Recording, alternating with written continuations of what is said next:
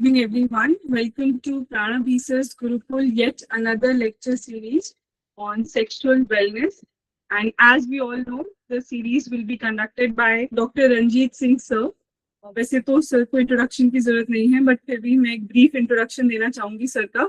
Doctor Ranjit Singh sir founder and chief consultant हैं Samdosh Ayurved hospital में, sexual medicine, infertility and lifestyle disorder specialist. Dr. Ranjit Singh sir is amongst the emerging young leaders in contemporary Ayurvedic clinic practice, known for his practical and patient-centric, evidence-informed approach towards sexual wellness, infertility, and lifestyle medicine. At a remarkable young age, he has established himself as a successful clinician, author, educator, healthcare entrepreneur, combining classical Ayurvedic wisdom with modern clinical understanding to deliver effective patient outcome. उनके academic और professional highlights में he has received youngest author award recipient at World Ayurveda Congress WAC 2018. Also बहुत ही interesting highlight है पदार्थ विज्ञान में sir has authored the book पदार्थ विज्ञान while pursuing the third year of BMS, demonstrating exceptional academic excellence early in his medical journey. Sir has also contributed in 1,000 plus, I repeat, 1,000 plus medical and educational articles to leading healthcare platforms like MyUpchar, Nirog Street, Reloy Wellness, etc. Sir is also the founder of famous Samdosh Ayurved Hospital, Noida, Sector 26, which is also located in Uttar Pradesh, a rapidly growing center dedicated to Ayurvedic healthcare, infertility management, and sexual wellness. So also successfully managed 95,000 plus patient consultations within first 5 years of active clinical practice. Sir is also the recipient of Swami Vivekanand Adarsh Ratna Saman Award 2023 and also honored as Best Fertility Doctor in Delhi NCR 2025. Along with his academic brilliance, Sir is also a renowned speaker, educator, and mentor for Ayurvedic practitioners like us, seeking practical clinical excellence and ethical practical growth. Dedicated to bridging the gap between classical Ayurvedic education and real-world clinical success.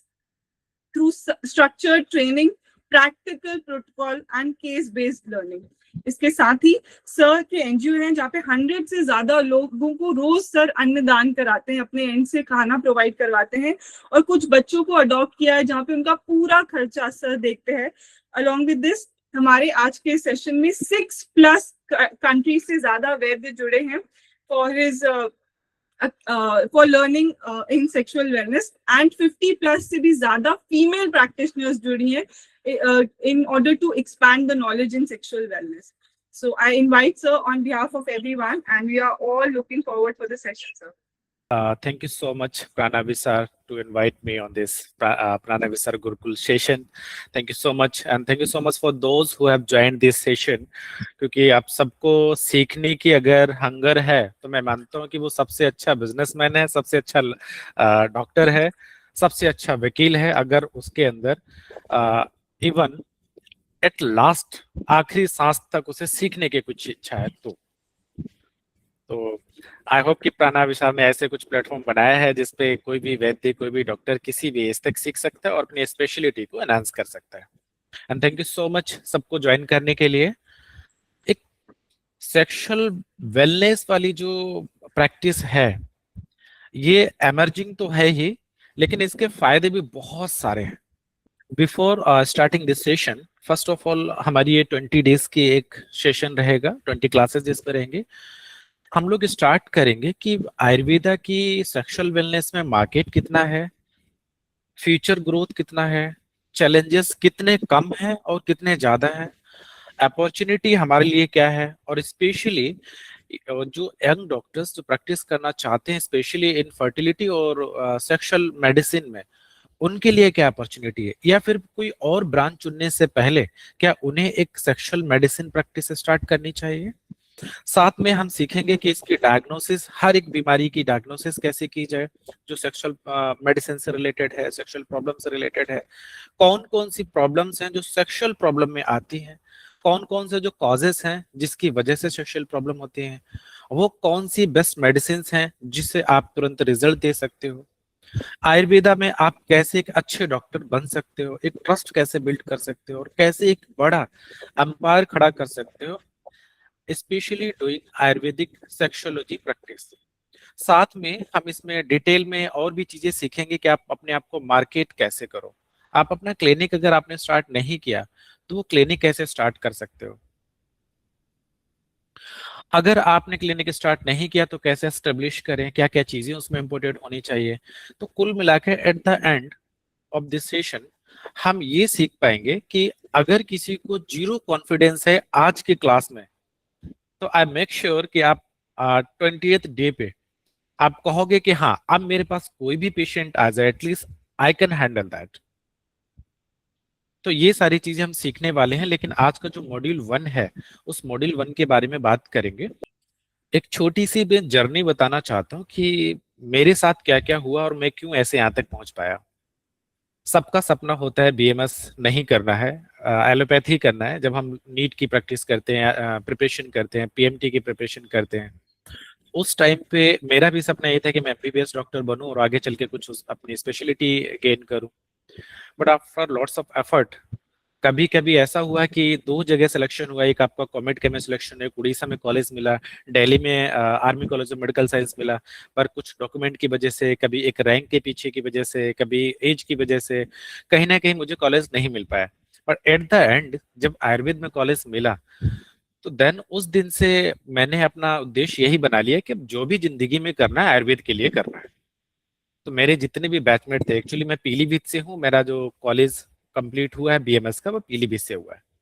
तो जब मैंने college start किया तो मुझे वहां पे इतनी ज्यादा नेगेटिव एनर्जी मिली। कोई कहता था, कोई सीनियर बोलते थे आपको 20,000 की नौकरी नहीं मिलेगी, आप 30,000 की नौकरी के लिए तड़पोगे, आप घर का रेंट नहीं दे सकते हो, बेकार है बीएमएस, एक काम करो हम फिर से तैयारी करते हैं, बीएमएस लेते लेते करते करते फिर से तैयारी करेंगे एमबीबीएस की। तो बहुत सारे लोगों ने किया ही था, लेकिन मैं अकेला ऐसा इंसान था जिसने कभी भी दोबारा एग्जाम नहीं दिया after admission in BMS. Day one से यही था कि मैं स्टार्ट करूं अपना प्रैक्टिस और मुझे आयुर्वेद में कुछ नया करना है। बट बहुत सारे सीनियर्स है, कुछ लोग तो ऐसे हैं जिन्होंने ये बोला कि तू बहुत ज्यादा उड़ता है, तू जरा मेरे प्रिंसिपल हैं उनके बराबर आके दिखा देना लाइफ में बीएमएस करके।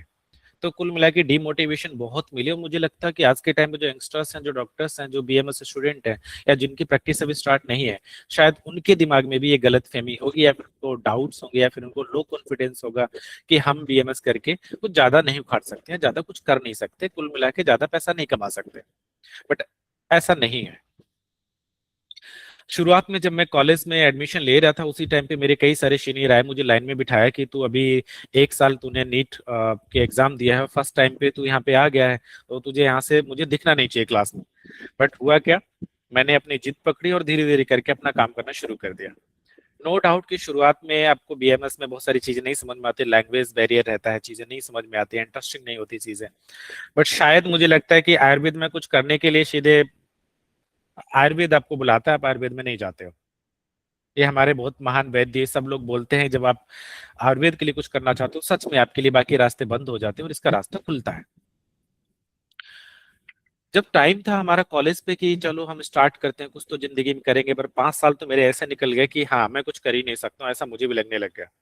बट वही है कि अगर आपकी जिद है तो आप कुछ भी कर सकते हो। हमने भी बहुत सारे चैलेंजेस देखे लाइफ में कि सबसे बड़ा चैलेंज तो आपका फाइनेंशियली होता है। तो initially I started doing practice eight 2019, जब मैंने अपना क्लिनिक स्टार्ट किया था, जब वैदिक और आयुर्वेदिक क्लिनिक। जैसे मुझे लगता है कि मुझे चैलेंजेस आए वैसे आप सबको आए होंगे। बहुत सारे डॉक्टर्स है, वैद्य हैं जिनको पहले फैमिली बैकग्राउंड नहीं था डॉक्टर होने का, या कोई भी आयुर्वेदिक जिसने प्रैक्टिस नहीं की होगी, तो वो लोग भी आए होंगे। तो उन लोगों को लगा होगा, मतलब मुझे भी लगा कि अब कैसे स्टार्ट करें, क्या करें। तो जैसे पूरी दुनिया स्टार्ट करती है जनरल प्रैक्टिशनर बन जाओ। और इनिशियली मैंने कुछ महीनों तक फ्री कंसल्टेशन स्टार्ट किया। जब फ्री कंसल्टेशन स्टार्ट किया तो लोग फिर क्या करते थे, आपके पास आधे घंटे आ रहे हैं और आपने 1,000-500 की दवाई लिखी, वो भी लेके नहीं जा रहे हैं कि चलो ठीक है मैं बाद में बताऊंगा। धीरे धीरे करके हमने फीस रखना शुरू किया। जब फीस रखना शुरू किया तो वहां पे 300-200 फीस के लिए भी लोग मना करते थे कि नहीं नहीं हम नहीं दे सकते फीस। तो कुछ फीस आना धीरे धीरे स्टार्ट हुई, हमने उसको रेगुलर रखा, फिर उसको हमने फॉलोअप में किया, तो पता चला कि हाँ लोग लोग धीरे धीरे पे करना शुरू कर रहे हैं। जैसे आप लोग प्रैक्टिस कर रहे थे जनरल या कर रहे होंगे कि हम सब कुछ प्रैक्टिस करते हैं, तो उसमें होता है क्या है कि आपकी एक आइडेंटिटी बनना थोड़ा मुश्किल हो गया आज के टाइम पे। जो वैद्य बहुत पुराने हैं, जिन्होंने एक ऐसे लोकल एरिया में बहुत साल पहले क्लिनिक स्टार्ट किया होगा, नो डाउट उनके लिए में भी थोड़ा इजी रहा हो कि हाँ हम जनरल प्रैक्टिस कर सकते हैं वहां भी आयुर्वेदा की। लेकिन आज के टाइम पे हर एक पेशेंट ये चाहता है अगर मैं किसी से ट्रीटमेंट कराऊं तो वो वहां पे आपका स्पेशलिस्ट होना चाहिए, चाहे आप आंख के डॉक्टर हो, पेट के डॉक्टर हो, किसी चीज के हो। फिर मुझे डिसाइड हुआ, मैंने शुरुआत की कि एक काम करते हैं, चलो गैस्ट्रो देखते हैं, पेट का रोग देखते हैं। और उस पेट रोग में मैंने ये रिसर्च की, पेट रोग में इरिटेबल बोवल सिंड्रोम यानी आईबीएस के पेशेंट बहुत आते हैं। जब हमें ये पता चला ये ऐसा हो रहा है तो हमने उसकी प्रैक्टिस से स्टार्ट की। धीरे धीरे करके पेशेंट काफी सारे ठीक होने लग गए। लेकिन चैलेंज ये आने लग गया है, मैंने 2 साल तक आईबीएस पे खूब फोकस किया कि चलो आईबीएस के ऊपर प्रैक्टिस करते हैं। साथ में हमारा जो मेन उद्देश्य था वो तो था ही, लेकिन आईबीएस पे ज्यादा फोकस किया। तो उसमें चैलेंज ये आता था कि पेशेंट आईबीएस में सारा पैसा खर्च करके आयुर्वेद के पास आता था। वो मॉडर्न साइंस की मेडिसिन लेके आ रहा है, वो इतने सारी जांचें करा रहा है। चाहे जो अमीर था वो गरीब हो गया, उसके पास ऐसी हालत हो गई थी। कई सारे पेशेंट आते थे कि सर अब मेरे पास तो दवाई लेने के भी पैसे नहीं है। तो वहाँ ये चैलेंज मुझे देखने को मिला कि आपको आईबीएस में लोग पैसे देने के लिए तैयार ही नहीं है। वहां पे लोग इतनी महंगी महंगी जांचें करा रहे हैं मॉडर्न साइंस में। आयुर्वेदा में अगर आपको 200-300 रुपए फीस लग रही है और 1,000-2,000 की दवाई लग रही है, वो भी लोगों को सूट नहीं हो पा रही है। तो मुझे लगा कि मैं फिर क्या करूंगा, ऐसे तो मैं सिर्फ चंदा ही देता रहूंगा लोगों को, मैं हेल्प ही करता रहूंगा। क्योंकि लोग आते थे रोते थे, सर मुझे बचा लीजिए, ठीक हो रहे हैं, वो भी ठीक हो, आप मुझे भी ठीक कर दीजिए। तो फाइनेंशियल वहां पे इतने अच्छे नहीं मेंटेन हो पाते थे आईबीएस के थ्रू। आईबीएस है, डायबिटीज है, कुछ फर्टिलिटी के पीसीओडी के केसेस थे, कुछ किडनी स्टोन के केसेस थे, ठीक तो हो रहे थे लेकिन मेरे पास पैसा नहीं आ रहा था। देन आई स्टार्टेड, कुछ पेशेंट जब हमारे बीच में मिले, हमने धीरे धीरे देखा कि आईबीएस वाले पेशेंट को, डायबिटीज वाले पेशेंट को, लाइफ स्टाइल डिसऑर्डर वाले पेशेंट को सेक्सुअल प्रॉब्लम बहुत होती है और वो इनिशियली बताने के लिए तैयार नहीं होते हैं। तो हमने देखा एक जो टर्निंग पॉइंट मेरी लाइफ में आया वो ये था, शायद मैंने आपको पॉडकास्ट में भी बताया था जब लास्ट टाइम पे प्राणाविशार पे पॉडकास्ट हुआ था हमारा। उसमें मैंने ये देखा है, एक पेशेंट था हमारा डायबिटीज का, और उस पेशेंट को हमने 44 ईयर के आसपास थे, हमने कुछ मेडिसिन दिए, वो ठीक हो रहे हैं, उनकी हेल्थ इंप्रूव हो रही है, सब कुछ ठीक है। After lots of months patient एक बार आके यहाँ सामने रोने लग गया कि सर कुछ ठीक नहीं चल रहा है। आई सेड क्या हुआ, आपका सब कुछ तो ठीक है, कंट्रोल है, आपका डाइजेशन भी अच्छा है, अब तो फैटी लीवर भी नहीं बचा हुआ है, डायबिटीज भी कंट्रोल है, अब आपको किस चीज की प्रॉब्लम। करे नहीं नहीं सर सब कुछ बिल्कुल ठीक नहीं चल रहा है। मैंने हुआ क्या आप ये बताओ। करे सर फैमिली इश्यूज चल रहे हैं। मैंने कहा फैमिली इश्यूज तो चलते रहते हैं, आप भी मैनेज करो, हम भी मैनेज करते हैं, सबको फैमिली इश्यूज होते हैं। कि नहीं सर आप समझ नहीं पा रहे हो। तब उसने बताया सर यानी कि हम दोनों, यानी कि मेरी वाइफ और हम दोनों लोग सेपरेट होने वाले हैं कुछ महीने में। ऐसा क्या हो गया कि सर हमारे फैमिली में, मतलब मेरी वाइफ के साथ में मेरे सेक्सुअल रिलेशन बिल्कुल खत्म हो चुके हैं। मैं पहले डायबिटीज से इतना परेशान था, इतने सारे लाइफ स्टाइल डिसऑर्डर्स हो चुके थे, तो मेरी बॉडी के अंदर एनर्जी नहीं बची है, मुझे इरेक्शंस नहीं आते हैं, मुझे लो लिबिडो हो गया है। Then I started doing sexual medicine. जब वो पेशेंट को बोला कि आप 3 महीने नहीं, मुझे थोड़ा सा समय दो, आई विल ट्राई, और जब ये बीमारी ठीक हो गई है तो शायद ये भी ठीक हो जाए। तो मैंने उनको फिर ट्रीटमेंट स्टार्ट किया, उनके लाइफ स्टाइल मैनेज किए। आफ्टर आई थिंक 3 और 4 मंथ के बाद में हस्बैंड वाइफ दोनों ही आए कि thank you so much sir, आपने एक रिश्ता बचाने के लिए, हमारा रिश्ता बचाने के लिए थैंक यू सो मच। तो मुझे लगा कि ये डायबिटीज ठीक हो रही थी तब तो इतना कुछ नहीं था, इसकी प्रॉब्लम तो और ज्यादा बड़ी थी, चल भी नहीं पा रहा, खा भी नहीं पा रहा, सूजन है पैरों में, नींद अच्छी नहीं आती है, दर्द होता है, तब तो ये दुखी नहीं था, तब तो इतना खुश नहीं था जब हमने इतनी सारी चीजें ठीक कर दी। अब ये सिर्फ इसको फैमिली में इनके सेक्सुअल रिलेशन आपस में अच्छे बनने लगे तो इतना खुश है तो मुझे लगा इसमें ब्लेसिंग्स बहुत ज्यादा है। Then I started doing authentically 100% sexual medicine. धीरे धीरे करके हमने पेशेंट स्टार्ट किए लेना, उसमें धीरे धीरे चीजें सीखनी शुरू की। तो वहां से हमारी ये journey actually main sexual medicine की स्टार्ट हुई। अब मैं आपको एक चीज बताता हूँ। बात आई थिंक 2022 की या उससे पहले की। तो मेरी और जो मेरी अभी वाइफ हैं, हम लोग आपस में शादी के लिए मनाने के लिए तैयार रहते थे। अपनी होने वाली ससुराल है उनसे बात करते थे, उनकी मेरी वाइफ बात करती थी, क्योंकि वो पुणे से थी तो पुणे में उनकी पढ़ाई हो रही थी। तो पूछा कि लड़का करता क्या है, कि लड़का डॉक्टर है। ठीक है, हमें तो एक एमबीबीएस वाले से शादी करेंगे। लड़की के लिए रिश्ते एक आपके एमडी वाले के आ रहे हैं, उनके सर्जन के रिश्ते आ रहे हैं, तो हम तो नहीं ऐसे लड़के से शादी करें, हम तो चाहते हैं लड़की है, बीएमएस लड़की है, एमबीबीएस लड़का आराम से मिल जाएगा। तो रीजन भी, एक तो हम बीएमएस हैं, तो उनके दिमाग में सोच ये था, उनका माइंड सेटअप ये था कि बीएमएस वाले मतलब ज्यादा पैसा नहीं कमाते हैं, ये उनके दिमाग में था। तो ऐसे चीजें चलती रही, साल भर चलती रही, हम बहुत परेशान। हमने जब उनसे बात की तो उन्होंने सीधे सीधे यही बोला कि तुम 300 रुपये फीस लेते हो, तुम हमारे लड़के को क्या खिलाओगे, एक महीने में कितना पैसा कमा लेते हो, कब तुम अपना घर बनाओगे, कब तुम्हारे पास गाड़ी होगी, कब दिल्ली जैसी जगह में तो घर खरीदना एक नामुमकिन चीज सी हो जाती है, बहुत इम्पॉसिबल है। तो हम ऐसी लड़की ऐसे लड़के को अपनी लड़की नहीं दे सकते। पूरी फैमिली यही बोल रही थी। पर वही था, हमें तो जिद थी कि हाँ शादी तो आपसे ही करनी है। तो जब हमने सेक्सुअल मेडिसिन प्रॉपर स्टार्ट की, इसकी मार्केटिंग स्टार्ट की, पेशेंट ठीक करना शुरू किए, 2025 2024 11 अगस्त से हमने बात हमारी हुई थी ये। और just after I think 14 month के बाद में उन्होंने जो जो चीजें बोली थी, उन्होंने कहा था कि लड़के के पास में अपने नाम पे, फैमिली के नाम से छोड़ो, घर नहीं है, जमीन नहीं है। तो हमने नोएडा के एक बहुत मोस्ट डेवलपिंग जगह है जहाँ पे हमने 200 गज का प्लॉट खरीदा, 1.25 करोड़ का, उनको दे दिया। तब भी वो खुश नहीं। फिर बोला लड़के के पास गाड़ी भी नहीं है, हमने 1.5 महीने के अंदर एक गाड़ी खरीदी, नहीं, तब भी खुश नहीं। फिर जब आखिरी में मुझे लगा कि चलो अब अपना हथियार फेंक ही देते, चलो शायद आप इससे मान जाओ, मैंने लास्ट ईयर, बात होगी अक्टूबर की, दिवाली के आसपास की, इनकी मेरी जो वाइफ है वो अपने घर पे मिलने गई होंगी, वहां पे उन्होंने फिर से चर्चा की शादी कब करोगे। फिर वही चीज, चलो कर देंगे, बाद में देखते हैं।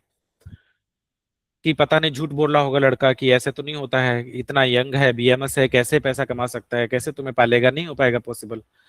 फिर मैंने क्या किया, बैंक स्टेटमेंट उनको भेजी। जिस दिन से बैंक स्टेटमेंट भेजी, ये दिवाली की बात है, 1 नवंबर को मेरा रोका तय हो गया।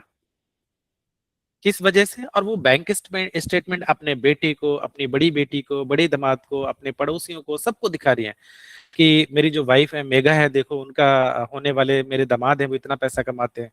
तो कुल मिला के मोरल ऑफ द स्टोरी ये है कि अगर आपने आयुर्वेद में सोच लिया और एक आपने स्पेशलिटी डेवलप कर ली, तो सच में भगवान धन्वंतरी की कृपा से आपके पास पैसे की कोई कमी नहीं रहेगी, किसी भी तरीके की। बस आपकी एक स्पेशलिटी होनी चाहिए, आपका हाथ अच्छा होना चाहिए, ट्रस्ट अच्छा होना चाहिए। और यही 2026 की फरवरी में, 13 फरवरी को हमारी शादी हुई। और बहुत सारे लोगों ने, क्योंकि चर्चा थी कि चलो ठीक है, तुमने लव मैरिज, एक तो इंटर कास्ट थी वो करा दी है, देखते हैं लड़कों को कैसे क्या करेगा। भगवान की कृपा से, क्योंकि हम हमेशा जब भी क्लिनिक पे जाते हैं तो सबसे पहले लॉर्ड धन्वंतरी को नमन करते हैं कि आपने हमें इस लायक बनाया। हम तो नहीं थे इस लायक, लेकिन हमें जो आप रास्ता दिखाते हो कि मैं डेली लोगों के लिए अच्छा कर पाऊं, मैं अपने मरीजों के लिए अच्छा कर पाऊं, उसके लिए धन्यवाद। और जो भी आगे के रास्ते में कांटे आएंगे या परेशानी आएंगे, उसको हम झेलेंगे। वो एक हमारा, हर ह्यूमन के साथ में ऐसा होता है, सबकी जिंदगी में होता है। तो हमने जब शादी की तो वहां पे एक से एक बड़े तीरंदाज आए थे, लेकिन सबने लास्ट में यही बोला कि ऐसी शादी हमने कभी नहीं देखी, कभी जिंदगी में ऐसी शादी नहीं देखी। तो ये सब किसकी वजह से हुआ? मैं तो कोई बिजनेस नहीं करता था, मेरे तो फैमिली से किसी ने कोई पैसा नहीं दिया था, इनकी फैमिली से मुझे दहेज नहीं मिला था कि चलो 50 लाख रुपए मिल गए, आप इसको यहाँ पे उड़ा दो, लगा दो, नहीं। और हमने इनसे कुछ लिया भी नहीं। तो ये सब हो पाया हमारी, स्पेशली जो मैंने सेक्सुअल मेडिसिन स्टार्ट की थी उसकी वजह से। कुछ और एक दो चीजें मैं आपको बताता हूँ। When I was in Kanpur, मैं अपना काउंसलिंग कराने के लिए गया था। तो उस टाइम पे होता क्या था कि पैसे तो बहुत होते नहीं है, जरा सी चीजें होती हैं कि आपको घर वालों से 500 रुपये मिल गया, आप जनरल टिकट में जाते हो। I think most of the लोगों की स्टोरीज होती हैं ऐसी। तो मैं जब कानपुर से काउंसलिंग करा के आया रास्ते में, तो हमें दिल्ली आना था वापस। जब दिल्ली वापस आ रहे तो देखा जेब में तो पैसे नहीं है, 100 रुपये पड़े हैं टिकट लेने के बाद में। अब खाना तो खाना ही रात का। तो मैं रास्ते में देख रहा था कि क्या ऐसा सस्ता हो सकता है जिसको मैं 100 रुपये में खा सकता हूँ। लेकिन घर जाने के लिए रास्ते में ऑटो भी चाहिए होगा, वो पैसा कहाँ से लाएंगे? पानी की बोतल भी खरीदनी होगी।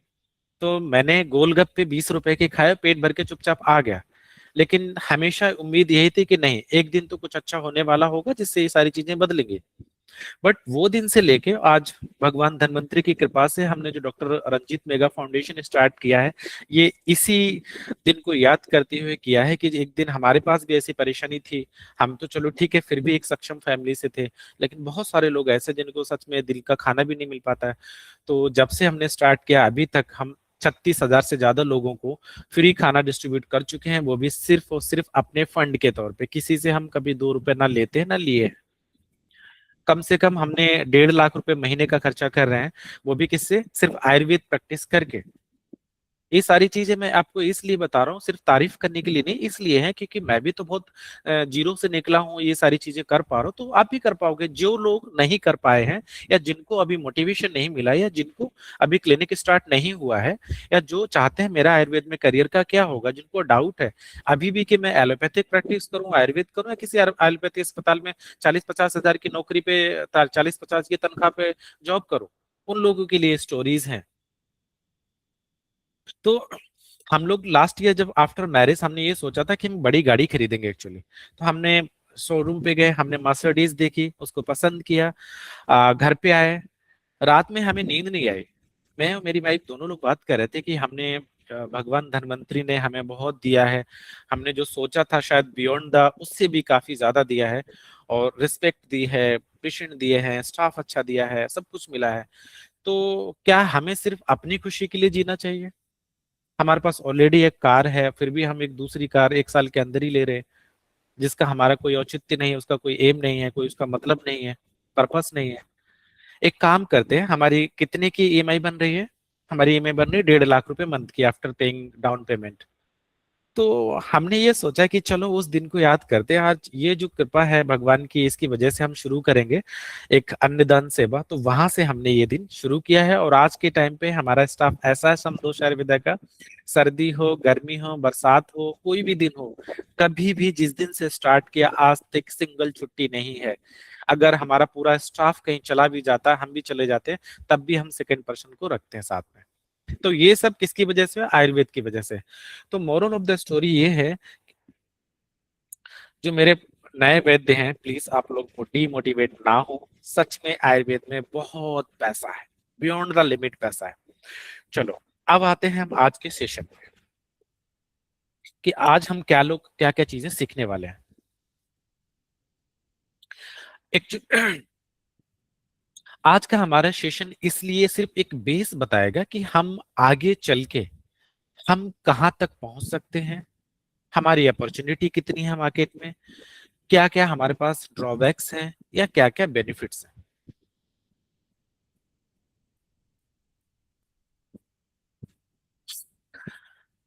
मेरे डेटा के अकॉर्डिंग जो मैं पेशेंट देख रहा हूँ, और जो हम रिसर्च करी है मैंने, उसके अकॉर्डिंग मैं अगर आपको बताऊं, सेक्सुअल मेडिसिन अभी तक की सबसे ज्यादा एमर्जिंग आपका फील्ड है। Kidney failure, cardiac problem, joint disorder, no doubt ये बहुत ज्यादा है। पर इसके लिए लोगों के पास ऑप्शंस बहुत है। पीपल और patient don't want to go for allopathic medicine और any other quick fixing pill. अगर आपको मान लो किसी को जॉइंट डिसऑर्डर है, उसे ऑपरेशन की नौबत आती है, तो दे हैव वंडरफुल हॉस्पिटल, वहां जाके वो करा सकते हैं। या फिर बहुत सारे अच्छे आयुर्वेदा डॉक्टर्स हैं, वहां भी वो ठीक हो सकते हैं। लेकिन सेक्सुअल प्रॉब्लम के लिए डॉक्टर पेशेंट ये समझता है कि मुझे एक ऐसे स्पेशलिस्ट के साथ में जाना चाहिए जिसका इस फील्ड में एक्सपीरियंस हो, जिसका ट्रस्ट हो, जिसका नाम हो। तो इस वजह से देखा जाए, इसकी बिजनेस अपॉर्चुनिटी जो है वो बहुत बड़ी है। रीजन बहुत सारे हैं। आज के टाइम पे जो लोगों का स्ट्रेसफुल लाइफ है, जिसकी वजह से सेक्सुअल प्रॉब्लम बहुत ज्यादा बढ़ रही है, एक तो ये आपका रीजन हो गया है। दूसरा कि अगर हम बात करें कि इंडिया में इसका जो डेटा है एक बहुत बड़ा डेटा है। हम ऑलरेडी 140 करोड़ लोग रहते हैं इंडिया में, जिसमें से जो 18 साल से लेके और सेक्सुअली एक्टिव मेन है उनकी तादाद बहुत बड़ी है। आजकल कोई घर पे नहीं बैठता, कोई फ्री में नहीं बैठता कि चलो बस ठीक है, एक घर में कमा रहे हैं और 4 लोग खा रहे हैं फ्री होकर, नहीं, जिंदगी कोई चिंता नहीं। आज के टाइम पे लोगों को बहुत चिंता है कि जल्दी घर मकान बनाना है, जल्दी अपना गाड़ी बड़ा खरीदना है, शादी भी अच्छी करनी है, सब कुछ करना है। तो इन सब की वजह से आपको सेक्सुअल प्रॉब्लम बहुत ज्यादा देखने को मिलती है। और आयुर्वेदा के फील्ड में हम इसमें जानने की कोशिश करेंगे कि किस तरीके से एक ऐसी अथॉरिटी, ऐसा ट्रस्ट बिल्ड किया जाए, कैसे करना चाहिए ऐसी चीजें ताकि हमारी प्रैक्टिस अच्छी हो, और किस तरीके से अपनी प्रैक्टिस को एथिकल बनाए। तो मैंने आज के सेशन में 4 पिलर्स रखे हैं। इन एक एक चीज को, मतलब हम चीजें टोटल बहुत सारी सीखेंगे, एक एक चीज को लेके हम लेके चलते हैं। सबसे पहले जो 4 पिलर है, एक मार्केट अपॉर्चुनिटी। नो डाउट बहुत बड़ी मार्केट अपॉर्चुनिटी है, ग्रोइंग है, लेकिन बहुत ज्यादा अंडर सर्व्ड है। अंडर सर्व्ड होने के मल्टीपल रीजन हो सकते हैं। एक, as a good Ayurvedic doctor जिसको नॉलेज है अपने फील्ड का, लेकिन वो सामने आके, फ्रंट पे आके बात नहीं करता है, इसलिए अंडर सर्व्ड है। दूसरी चीज ये है कि क्वैक्स इसमें बहुत सारे चीजें आ गए हैं, बहुत सारे लोग ऐसे आ गए हैं जो सिर्फ लोगों को बेवकूफ बनाने का काम करते हैं। अगर हम इसमें डिमांड की बात करें कि पेशेंट की डिमांड कितनी है, तो आप ऐसे मान के चलिए कि आपके पास 2 तरीके के पेशेंट इसमें मिलते हैं। एक पेशेंट है जो डायरेक्ट आपसे बात करने वाला है कि हाँ सर, मुझे सेक्सुअल डिसऑर्डर्स हैं, मुझे मैरिटल इश्यूज हैं, मेरा कुछ काम में मन नहीं लगता है, मेरा रिलेशन टूटने वाला है, मेरा डिवोर्स सेक्सुअल इश्यूज की वजह से होने वाला है। ये हैं जो डायरेक्ट सताए हुए पेशेंट हैं, जो आपके पास में सीधे आने वाले हैं। दूसरा पेशेंट ये, अगर आप किसी भी चीज की प्रैक्टिस करते हो, चाहे आप गैस्ट्रो की करते हो, आप जनरल फिजिशियन हो, आप किसी और अस्पताल में जॉब करते हो, वो हिडन पेशेंट आपसे बात शेयर करने में हिचकिचाते हैं। वो ये सोचते हैं कि सामने वाला डॉक्टर बैठा मेरे बारे में क्या सोचेगा, या फिर आप उनके बारे में क्या सोचेंगे, पेशेंट आपसे कैसे बात करे। तो ये तमाम हिडन कंडीशंस हैं। पेशेंट आएगा कुछ और बीमारी लेके, और अगर आपने इसको जज कर लिया, आपने पहचान ली प्रॉब्लम, तो समझ जाइए कि वो आपका एक एक्स्ट्रा पेशेंट बन गया।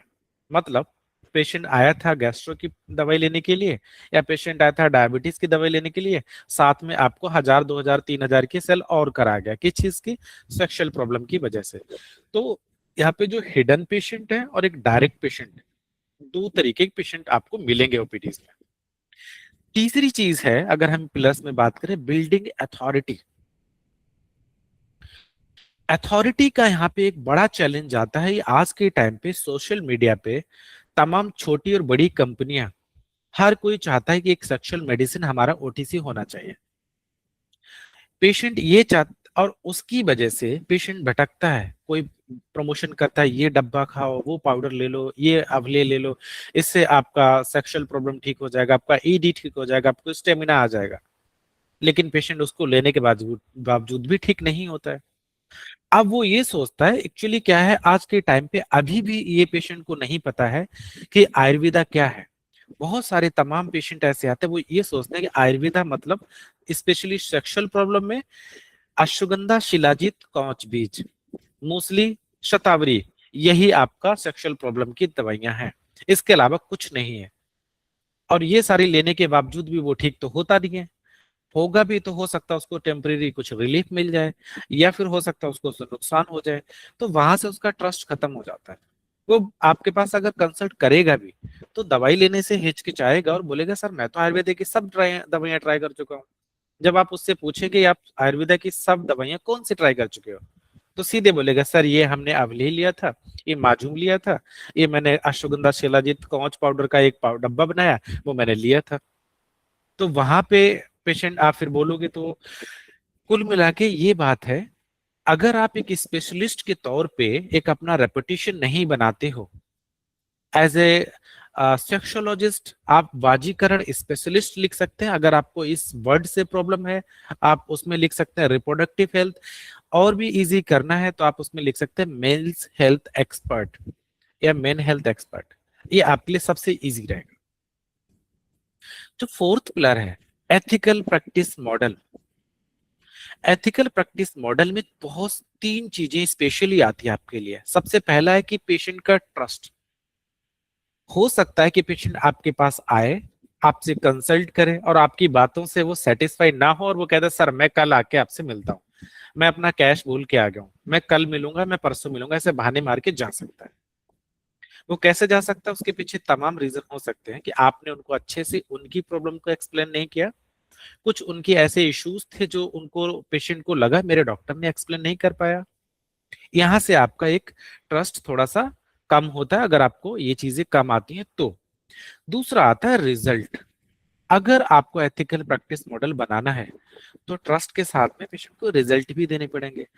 मान लो आपने 1 महीने के अंदर भी रिजल्ट नहीं दे पाए तो पेशेंट आगे आपके पास नहीं आएगा, और अगर रिजल्ट दे दिए तो पेशेंट रिपीट होगा।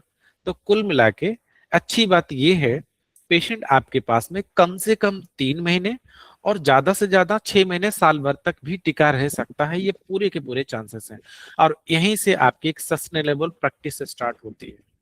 मान लो आपके पास 1 महीने में 100 पेशेंट आए, 100 पेशेंट में से आपकी प्रैक्टिस अच्छी है, आपने ट्रस्ट दिलवाया, उनमें से 80 पेशेंट ने ट्रीटमेंट, जिस उनमें से सारे पेशेंट ने ट्रीटमेंट लिया और 80% ठीक हो गए, तो 80 पेशेंट अगर पेशेंट को रिजल्ट मिला तो अगले महीने वापस आएंगे, आज नहीं तो कल आएंगे। ना आने के उनके पास 2-3 रीजन हो सकते हैं, या तो उनको रिजल्ट ज्यादा मिल गया, तो कुछ ऐसे भी मरीज होंगे कि मुझे ज्यादा फायदा हो गया तो फिर देखते हैं अगली बार जब कभी दोबारा प्रॉब्लम होगी तो जाएंगे डॉक्टर के पास, नहीं होगी तो नहीं जाएंगे, या वो सोचेंगे चलो ठीक हो गया क्यों पैसा खराब करें। दूसरे होंगे जिनके पास फाइनेंशियल इश्यूज हो सकते हैं। तीसरा होगा जो कहीं पे बिजी है, आपकी दवाई नहीं ले सकता, हो सकता है वो किसी और कंट्री में रहते हो सकता है वो इस स्टेट से उनका ट्रांसफर कहीं हुआ हो, लेकिन वो आएंगे आपके पास। तो ये 4 पिलर हैं, उनमें सबसे जो इम्पोर्टेंट चीज है fourth number, ethical practice model कैसे बनाया जाए। तो ये 3 चीजों पे ही हमेशा टिकता है, specially for sexual wellness, trust, result और रिपीट अगर आपके पास है तो एक सस्टेनेबल मॉडल बन के तैयार हो जाता है। अब होता क्या है कि आज के मार्केट में इतने सारे क्वैक्स हैं जो लोगों को भर भर के गारंटी दे दे के कहीं ना कहीं बहला फुसला कर आपके पास उनको कुछ ना कुछ दवाई दे ही देंगे और कहेंगे ये 100% आयुर्वेदिक दवाई है, कहेंगे मेरे पास डिग्री है, मैंने यहाँ से किया वहां से किया है। वहां पेशेंट फंस जाते हैं। फंस इसलिए जाते हैं क्योंकि उन्होंने अपने आप को मार्केट में प्रेजेंट किया, उन्होंने दिखाया मैं इस चीज की प्रैक्टिस करता हूँ, तो लोग चले गए। अगर आप में से कोई प्रैक्टिस ऐसी करेगा, वो खुल के बात करेगा, पेशेंट के बारे में सोचेगा, तो आपके पास आ जाएंगे। मान लो 100 लोग जगह जगह जा रहे हैं, आप तो प्रैक्टिस करते नहीं, तो 100 के 100 अलग अलग जगह चले जाएंगे। उसमें से 50 पेशेंट को के पास चले गए, 10-20 पेशेंट मार्केटिंग कंपनी के पास चले गए, और आपके पास कुछ नहीं आया। लेकिन अगर आपका नाम है, आप जानते हैं, लोगों को आपने बताया है मैं सेक्सुअल प्रैक्टिस करता हूँ, तो उसमें से 10-20 पेशेंट आपको भी मिल सकते हैं। तो ये गैप आपको छोड़ना नहीं है।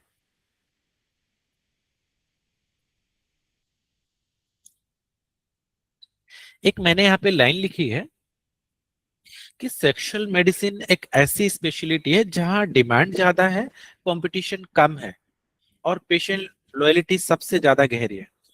देखो, इसमें कंपटीशन की अगर मैं बात करूं तो कंपटीशन बहुत ज्यादा भी है और कंपटीशन बहुत कम भी है।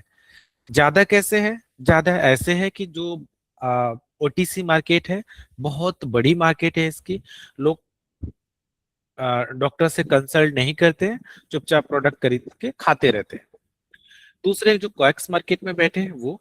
तीसरे जो एलोपैथिक डॉक्टर्स हैं, लोगों को बेवकूफ बना के या फिर वो अपनी जो प्रैक्टिस करते हैं उनकी तरफ बता के कि भैया ये आप ये वाली सर्जरी करा लीजिए या इम्प्लांट डलवा लीजिए, परमानेंट आप ठीक हो जाओगे, तो ऐसे लोग हैं। लेकिन अगर मैं बात करूं कि डिमांड ज्यादा है लेकिन बहुत कम इसमें कंपटीशन है, वो सिर्फ आपके बीच में है। आयुर्वेदिक प्रैक्टिस करने वाले जो सेक्सुअल मेडिसिन के डॉक्टर्स हैं वो सच में बहुत कम है। अगर आप अपने एरिया में देखोगे तो बहुत सारे आयुर्वेदिक जनरल प्रैक्टिशनर मिल जाएंगे आपको, पंचकर्मा के डॉक्टर्स मिल जाएंगे, पंचकर्मा क्लिनिक्स मिल जाएंगे। लेकिन स्पेशली अगर मैं बात करूं कि सेक्सुअल मेडिसिन के एक्सपर्ट कितने मिलेंगे, तो शायद बहुत कम होंगे। कई बार कई सारे स्टेट में, कई सारे सिटीज में तो होते ही नहीं है।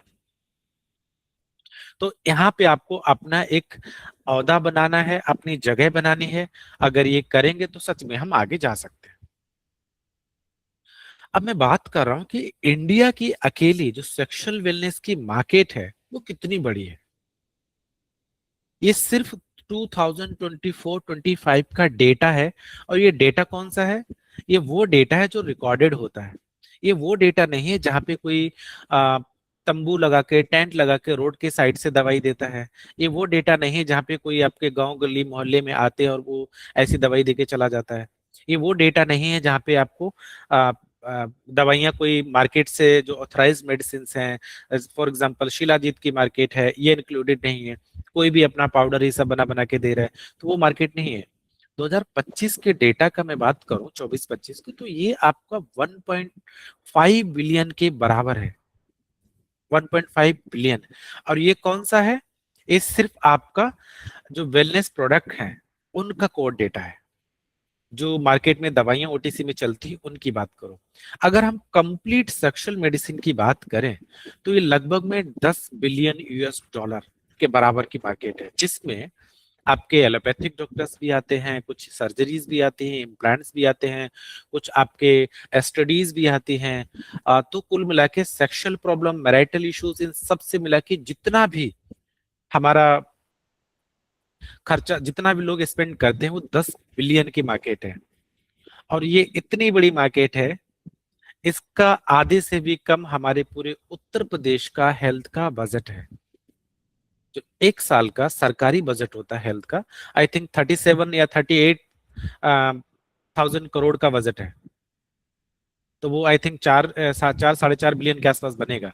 लेकिन इसका अकेले सेक्सुअल वेलनेस का इंडिया में बात करें तो उससे यूपी के सिर्फ गवर्नमेंट से, यूपी के हेल्थ बजट से भी 2 गुने से भी ज्यादा है।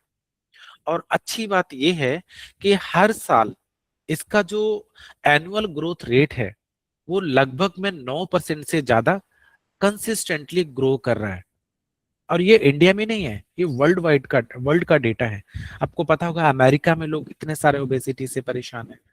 जहां ओबेसिटी है, जहां लोगों को डाइजेस्टिव डिसऑर्डर्स ज्यादा रहते हैं, जहां लोग अल्कोहल कंजम्पशन ज्यादा करते हैं, वहां ये प्रॉब्लम और बढ़ती है। आज मेरे पास, मैं क्लिनिक पे बताऊं तो आप मान के चलिए ऑलमोस्ट हर एक कंट्री से पेशेंट आते हैं। हर दिन एक ऐसा रहता है जिस दिन एक कंट्री से कम, आउट ऑफ इंडिया से एक पेशेंट एटलीस्ट कंसल्ट करता ही है। वो अलग बात है वो एनआरआईज हैं, उनको वहां पे महंगा पड़ता है, नहीं ले सकते हैं, तो इंडिया वालों को प्रेफर करते हैं। तो आप सोच के देखिए, अगर आप मान लो इंडिया से बाहर कहीं प्रैक्टिस करते हैं तो ये कितना बड़ी अपॉर्चुनिटी आपके लिए हो सकती है।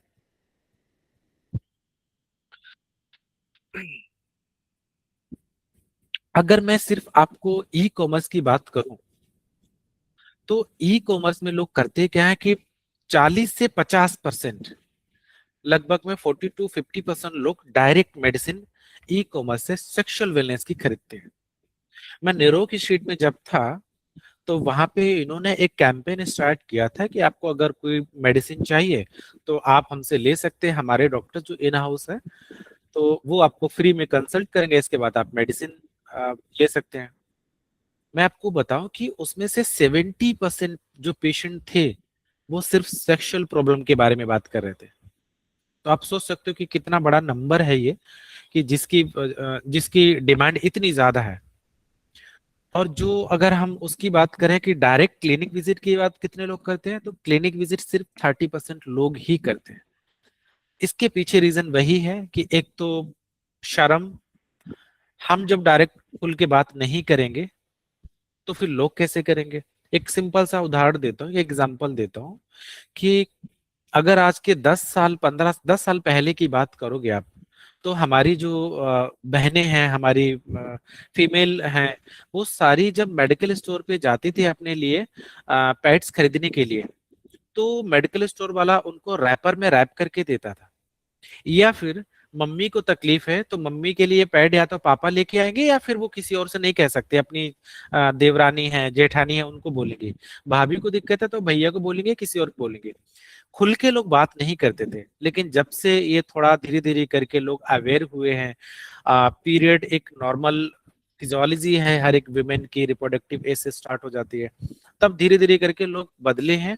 अब अब चाहे सिस्टर हो, चाहे आपकी मदर हो, आपके घर में कोई भी हो, उनको किसी भी तरीके की शर्म नहीं है, मतलब हेजिटेशन नहीं है कि मेरे लिए ये चीज खरीद के लेके आना, मेरे लिए आप पेट्स खरीद के लेके आना। खुल के लोग बात करते हैं, पढ़े लिखे भी हो गए हैं, ये भी रीजन है, और अवेयरनेस बहुत बड़ी है। तो अगर हम इस फील्ड में भी अवेयरनेस बढ़ाएं, जो हम खुद डॉक्टर्स ही हैं, तो आप मान के चलिए कि लोग आपकी तरफ अट्रैक्ट होंगे, लोग आपसे बात करेंगे, लोग आपसे दवाई लेना चाहेंगे। ये 100% ट्रू है, इसमें कोई दो राय नहीं है, इसमें कोई डाउट नहीं है। अब मैं बात करता हूं कि ये मार्केट अंडर सब्ड की, अगर अंडर सब्ड है तो ये हमारे लिए क्या चैलेंज है या फिर हमारे लिए मौका है? देखो, आप किसी भी बड़ी कंपनी को उठा के देख लो, चाहे वो जोमेटो हो, वो स्विगी हो, 1mg हो, उन लोगों ने क्या देखा कि लोगों की प्रॉब्लम क्या है, लोगों की बर्निंग प्रॉब्लम को पकड़ा कि चलो मैं बात करता हूँ ऑनलाइन डिलीवरी की, फूड की बात कर लेते हैं कि लोग अपने घर पे बैठे, अगर कोई नहीं है तो खाना कहाँ से आएगा?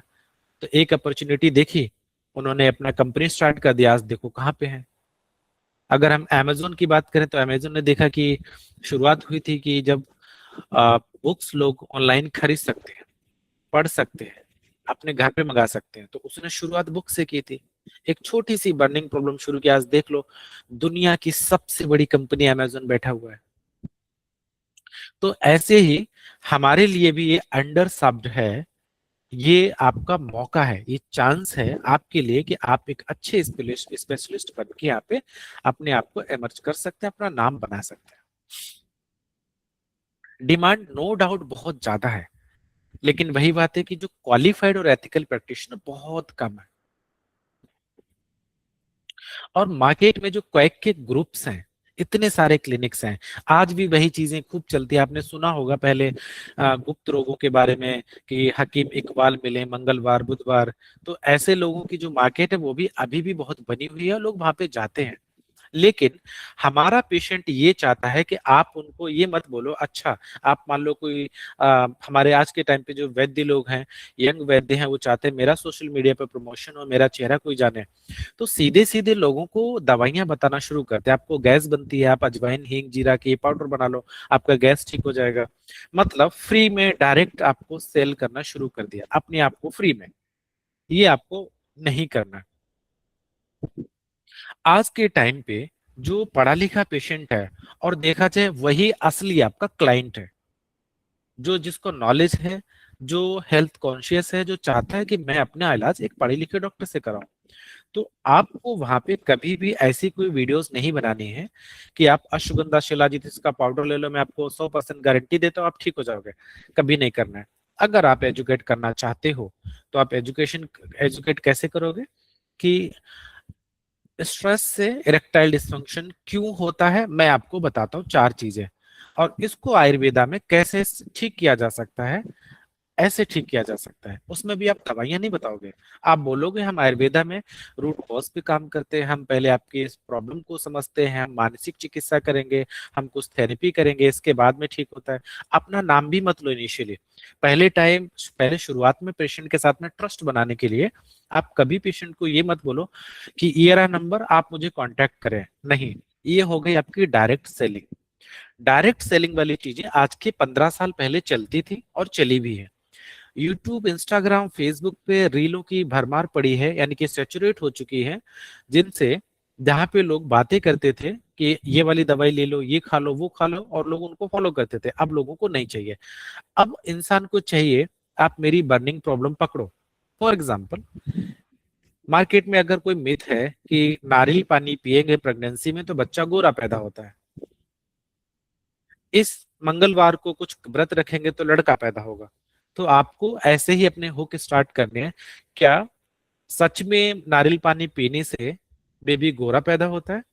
तो आप उसमें साइंस वाले फैक्ट्स बताओगे ऐसा होता है, जेनेटिक्स क्या कहती है, और हमारी फैमिली हिस्ट्री क्या कहती है, किसकी वजह से ऐसा होता है, तो पेशेंट ये सोचेगा अरे वाह, ये तो अच्छा डॉक्टर है, इनको तो बड़ा नॉलेज है, ये तो आयुर्वेदा के डॉक्टर हैं, फिर भी देखो कितनी अच्छी बातें करते हैं। इन्होंने आयुर्वेद और मॉडर्न साइंस को कंबाइन करके कितनी अच्छी बात बोली है, और आपने कुछ नहीं बेचा, लास्ट में ये बोल दो, hi my name is doctor Ranjit और XYZ, अब मैं यहाँ प्रैक्टिस करता हूँ और ये मेरी स्पेशलिटी है। जब ये धीरे धीरे करके ऐसा मार्केट करना शुरू करोगे तो मान के चलिए कि 100% आपका ट्रस्ट बनेगा। आयुर्वेदा की सबसे अच्छी बात यह है कि लोग आसानी से सेक्सुअल प्रैक्टिस में, सेक्सुअल प्रॉब्लम के लिए ऑलरेडी ट्रस्ट कर रहे हैं। बस क्या है, आपको उसको परोसना आना चाहिए, आपको उसको प्रेजेंट करना आना चाहिए। आपने देखा होगा कि किसी भी रेस्टोरेंट में कितना घटिया खाना बना है, लेकिन उनकी प्रेजेंटेशन कितनी अच्छी होती है। तो एज ए डॉक्टर हमारी प्रेजेंटेशन, हमारे नॉलेज की, हमारे कॉन्फिडेंस की, हमारे क्लिनिक की प्रेजेंटेशन जितनी अच्छी होगी, लोग आपके पास उतने ही ज्यादा आएंगे। अभी मैं आपको एक डेटा बताता हूँ। मेरे कई सारे फ्रेंड्स हैं, मेरे सीनियर्स हैं, मेरे जूनियर्स हैं, जो लोग अभी भी कंसल्टेशन फीस चार्ज नहीं कर रहे हैं। फ्री में पेशेंट आता है, आप वो गेट भी नॉक नहीं करता है और आपको दिखाने चला आता है। इससे होता क्या कि आपका जो वैल्यू है वो थोड़ा जरूर गिरता है। आज के टाइम पे लोगों को ये नहीं चाहिए, आज के टाइम पे लोगों को सर्विस चाहिए। और जब तक डॉक्टर आपके, जब तक आपको दो तीन थोड़ी देर दो तीन स्टोर सॉरी 2-3 जगह आपसे मिल ना ले, तब तक उसका कोई वैल्यू नहीं है। आप पेशेंट आएगा, रिसेप्शन पे मिलेगा, वहाँ फीस पे कराएगा, फिर आपका एक असिस्टेंट हो, आपका अटेंडेंट हो कि सर मैं क्या नेक्स्ट पेशेंट को भेज दूं, तब आप जाओगे और कंसल्टेशन फीस लेके पेशेंट को बुलाओगे, तो उसकी वैल्यू अलग रहती है। मैं एक चीज नोटिस कर रहा हूँ कि जब भी लोग किसी अपोलो जैसे अस्पताल में जाते हैं, तो वहां पे अपोलो हॉस्पिटल में, मैं नोएडा की बात करूं जहां पे मैं सेक्टर 26 में मेरा क्लिनिक है, यहाँ पे किसी भी डॉक्टर की फीस 1500 रुपए से कम नहीं है, और 5 दिन से ज्यादा फीस वैलिड नहीं है। बहुत ज्यादा 7 डेज तक वैलिड है, लेकिन जनरली 5 to 7 डेज तक वैलिड रहती है। तो वहां एक गरीब से गरीब पेशेंट फीस पे करके बिना किसी टेंशन के आप वहां पे जाता है, कंसल्ट करता है, और जो डॉक्टर बताएंगे वही चीज फॉलो करेगा। तो बात ये है, अगर आप सिस्टम एक डेवलप करें, एक अपना ऐसी वैल्यू डेवलप करेंगे, तो आप भी 1500, 2000, 3000 फीस चार्ज कर सकते हो पेशेंट से, वो खुशी खुशी आपको देगा। लेकिन वहीं आप सिंपल एक क्लिनिक पे बैठे हुए हो और आपको रोड से चलता हुआ कोई भी इंसान भी देख सकता है, अच्छा ये डॉक्टर ने आज ऐसी शर्ट पहनी है, और डॉक्टर साहब कोल्ड ड्रिंक पी रहे हैं, वो शेक पी रहे हैं, तो ये सबको दिख रहा है, यानी कि आपकी विजिबिलिटी बहुत इजी है, आपकी विजिबिलिटी बहुत आसान है, कोई भी आपको देख सकता है। अपनी वैल्यू ऐसे बनानी है कि जब तक पेशेंट कंसल्टेशन फीस पे ना करे, आपको केबिन में एंटर नहीं होने देना है। आसानी से आप कुछ सालों के अंदर अपनी जगह बना सकते हैं।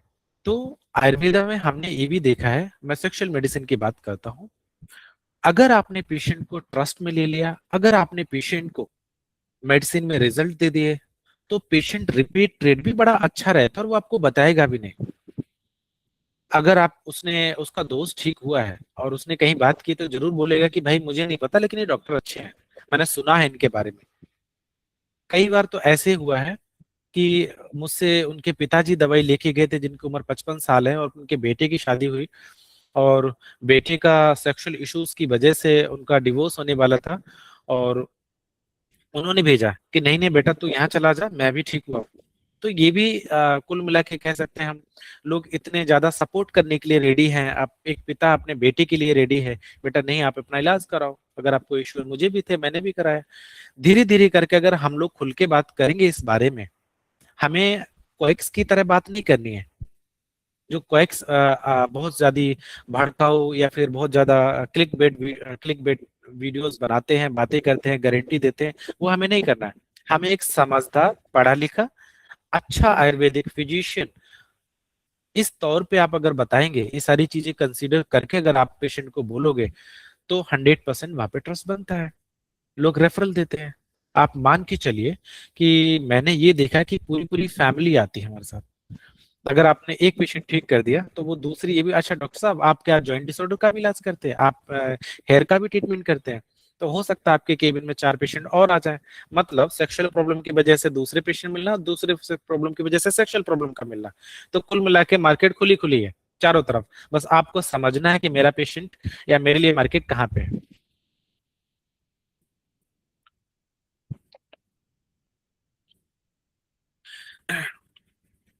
हम बात करते हैं कि सेक्सुअल प्रॉब्लम है कितनी बड़ी,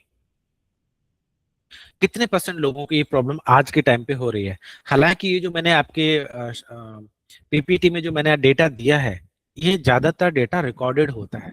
जो स्टडीज होती हैं, स्टडीज बहुत स्मॉल नंबर पे होती है। अगर आप स्टडीज की बात करें तो 1000, 2000, 10,000, 15,000, 20,000 इससे ज्यादा लोगों पे नहीं कर सकते। वहां से ये डेटा निकल के आता है कि इतने लोगों को है। कितने सारे लोग होते हैं जो खुद नहीं बताते, जो खुद कन्विंस नहीं होते, कन्फेस नहीं करते कि हाँ मुझे सेक्सुअल प्रॉब्लम है, वो डेटा तो नहीं आता है। लेकिन मैं कहूंगा लगभग 60% से ज्यादा लोगों में इरेक्टाइल डिसफंक्शन है। यंग एज में होता है, आ, आपको ड्यूरिंग द आफ्टर एडोलेसेंस होता है, ओवर मास्टरबेशन के बाद होता है, अर्ली 20s में होता है, 30s के बाद भी हो सकता है। और 40%, 40 की एज की बात करूं तो 30% लोगों में ईडी की प्रॉब्लम देखने को मिलती ही है। भले ही उनके साथ परफॉर्मेंस एंजाइटी उसका रीजन हो, भले ही उनके साथ कुछ फाइनेंशियल इश्यूज हो जिसकी वजह से हुआ हो, भले ही उनको एक्सेस अल्कोहल इनकी लेने की वजह से हुआ, लेकिन है। अगर हम पूरे एज ग्रुप की बात करें तो एटलीस्ट 20% लोग ये मानते हैं कि हाँ मुझे कुछ ना कुछ इरेक्टाइल डिसफंक्शन जैसे सिम्टम्स आ रहे हैं। जरूरी नहीं कि अगर वो 10 टाइम पे रिलेशन बनाने के लिए जाते हैं उसमें से हर बार उनको इरेक्टाइल डिसफंक्शन फेस होता, नहीं, एक दो बार तो जरूर हुआ है। और आज की जितनी बड़ी डायबिटिक मार्केट है, इंडिया तो डायबिटीज का कैपिटल बन गया है।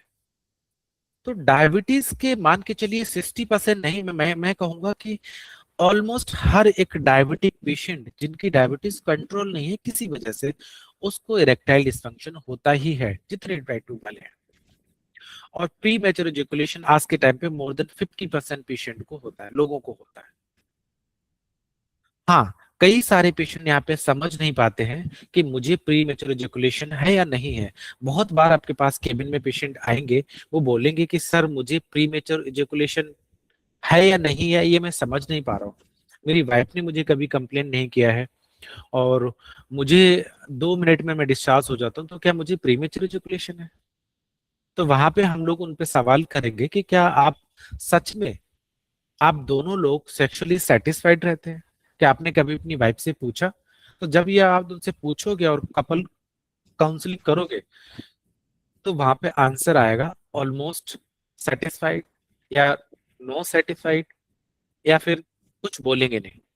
तो वहां पे हमारे लिए आ, वहां पे हम लोगों को क्या करना चाहिए, सेटिस्फेक्शन का एक लेवल बना के वहां पे क्वेश्चनर में चलेंगे। और इसका मैं जब लास्ट में पेशेंट की डायग्नोसिस या क्वेश्चनर की बात करूंगा, तब डिटेल में आपको सवाल क्या क्या पेशेंट से पूछने हैं वो सब पूरा एक पीपीटी बना के दूंगा।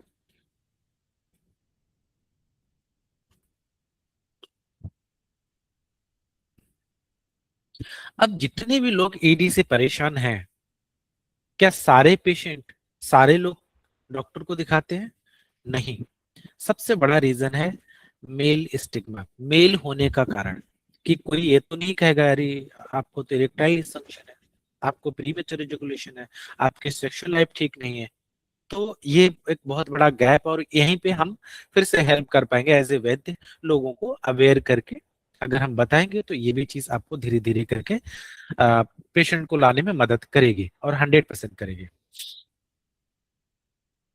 एक आइसबर्ग मॉडल आपको बताता हूँ। अगर हम बात करें कि पेशेंट किस तरीके के आपको आपके पास आएंगे, कब आएंगे, किस तरीके के पेशेंट होते हैं, तो एक पेशेंट आएंगे सबसे पहले जिनको चीजें दिख रही हैं, एकदम टिप के पेशेंट है। वो खुद ही बोलेंगे कि हाँ सर मुझे इरेक्टाइल डिसफंक्शन होता है, मुझे ईडी की प्रॉब्लम है, मुझे डायबिटीज के साथ में ये भी प्रॉब्लम है। तो वहां पे आप क्या करोगे, बीमारी को अपना ठीक करो, उसको समझो समझो और अपना एक ट्रस्ट बना के रखो। कुछ लोग ऐसे होते छुपे हुए एकदम मिडल रेंज वाले लोग, जो आपको दूसरी कंप्लेंट के साथ में धीरे धीरे करके आपसे बात करेंगे। या फिर हो सकता है कि फर्स्ट कंसल्टेशन में आपसे वो वाली बात ना कर पाए जिसके लिए वो आए थे। हो सकता है वो गुनाह से डॉक्टर साहब गैस बहुत होती है, डॉक्टर साहब थकान बहुत रहती है, सर मुझे हेडेक बहुत रहती है, सर घर में क्या करें बहुत सारी टेंशन हो गई है, बीवी पता नहीं क्यों चिड़ी रहती है। तो इस तरीके वो अगर सवाल पूछे तो अगली बार जरूर आपका सवाल होना चाहिए, क्या सेक्सुअल लाइफ ठीक चल रही है। तो यहाँ पे आपको पहचानने की जरूरत है। अगर आप इसको लॉक कर लेते हैं, सॉरी, अगर आप इसको समझ जाते हैं तो मान के चलिए आपका एक पेशेंट एक्स्ट्रा एड ऑन हो गया। अगला एक सबसे लास्ट में एक पेशेंट आते हैं बेस वाले, जो इनविजिबल है, जो आपके पास आएंगे, सॉरी, जो आपके पास नहीं आएंगे, किस वजह से? शर्म की वजह से। अब यहीं पे हमारा अवेयरनेस वाला कंटेंट काम करेगा।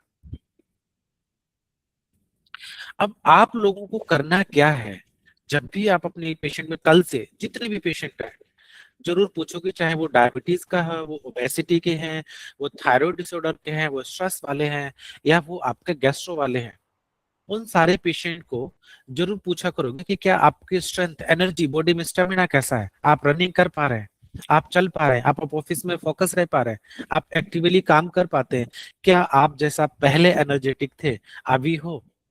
तो धीरे धीरे करके पूछना कि आपकी मैरिटल लाइफ कैसी चलती है, कहीं उसकी वजह से तो नहीं आपको बार बार पेन एग्रीवेट हो रहा है या आप परेशान रहते हैं।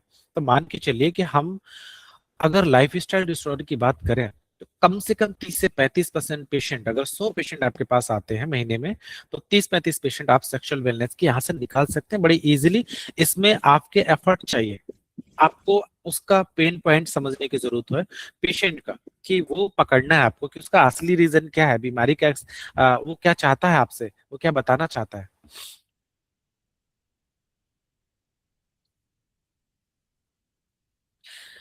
अगर हमें अथॉरिटी बिल्ड करनी है, तो मैंने पहले ही बोला था कि पेशेंट एक डॉक्टर नहीं ढूंढ रहा है, पेशेंट चाहता है स्पेशलिस्ट। कैसे?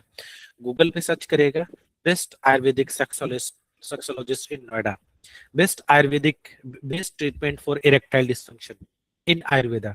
तो इस तरीके वो कीवर्ड सर्च करेगा, इस तरीके की वीडियो को देखना शुरू करेगा, तो वहां उसके पास कंटेंट आना शुरू होगा।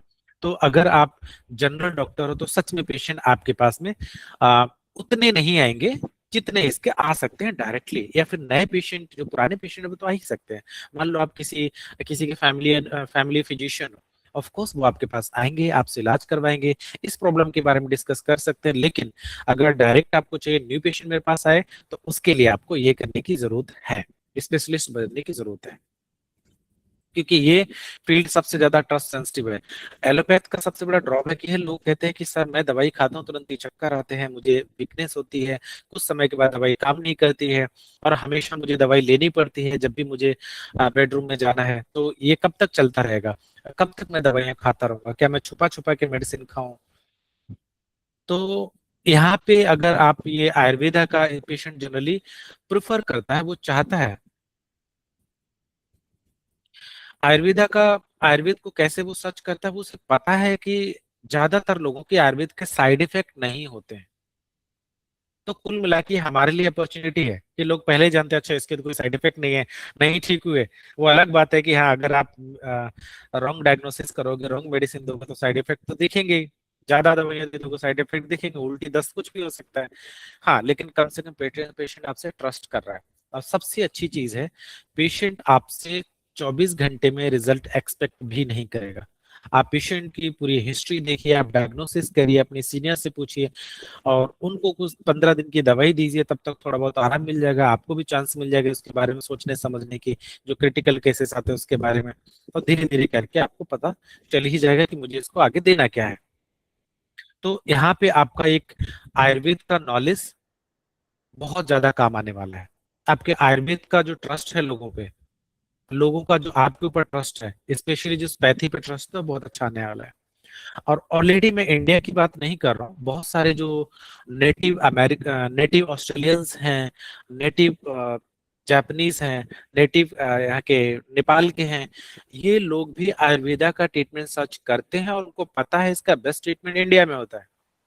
तो आपको अगर वहां पे विजिबिलिटी आपकी दिख गई, आपकी कोई वीडियो दिख गया, आपका कोई आर्टिकल दिख गया, या आपको गूगल पे कुछ दिख गया, तो ऑफकोर्स आपको अप्रोच करेगा, और अप्रोच करेगा इसका मतलब आपके पास धन आएगा। अगर धन आएगा तो आप उसके बारे में सोच सकते हो, आप आगे बढ़ा सकते हो अपने प्रैक्टिस को, आप उसमें क्लिनिक पे और सारी चीजें खरीद सकते हो, आप रिसर्च पे पैसा लगा सकते हो, अपने प्रोडक्ट डेवलप कर सकते हो, आप फाइनेंशियली फ्री हो सकते हैं, आप आगे की पढ़ाई कर सकते हो, बिजनेस ग्रो करने के बारे में सोच सकते हो। तो अगर आपके पास पेशेंट फ्लो अच्छा है और कैश फ्लो अच्छा है तो सच में आप फाइनेंशियली फ्री होंगे, तो आप आगे सोच पाओगे, आप अपनी बुद्धि को आगे लगा पाओगे, ये सच है।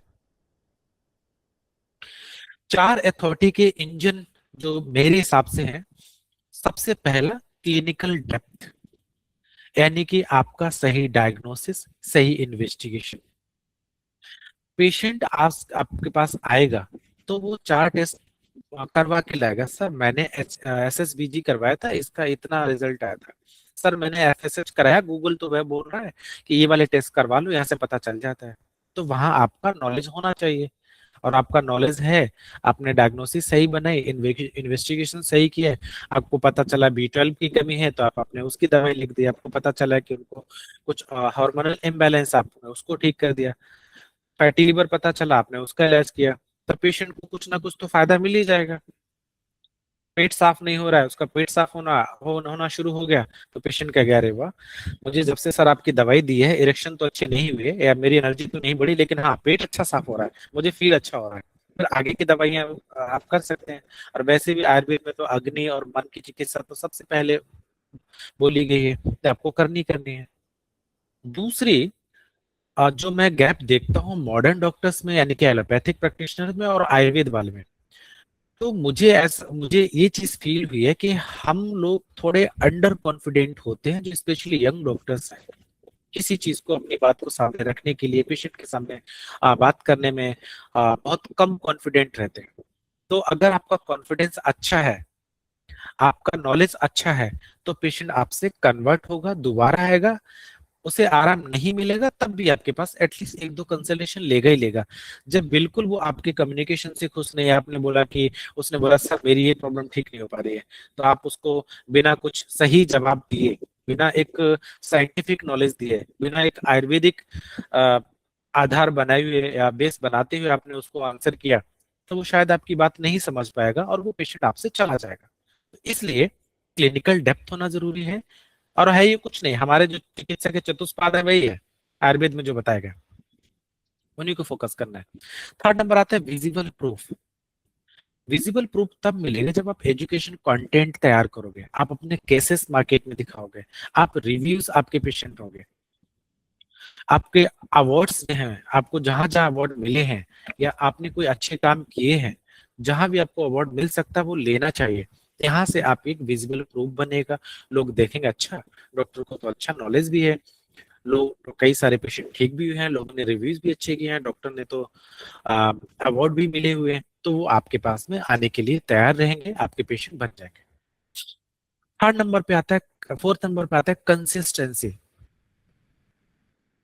अगर आप मान लो एक फ्रेंड आया, एक पेशेंट आया, आपने उनको ट्रीटमेंट किया, उनकी अच्छे से बात की, उनकी प्रॉब्लम को ठीक किया, लेकिन उसने एक अपने फ्रेंड को, अपने दोस्त को, अपने रिलेटिव को, अपने कलीग को भेजा आपके पास में, और उस दिन आप थोड़ा बिजी थे, आप गुस्से में थे, आपको कुछ और इश्यूज थे, आपने फटाफट जल्दबाजी में कुछ बातचीत की, थोड़ा बहुत डायग्नोसिस बनाया, उनको दवाई लिख के भेज दी, वहां एक्सपीरियंस खराब हो जाता है।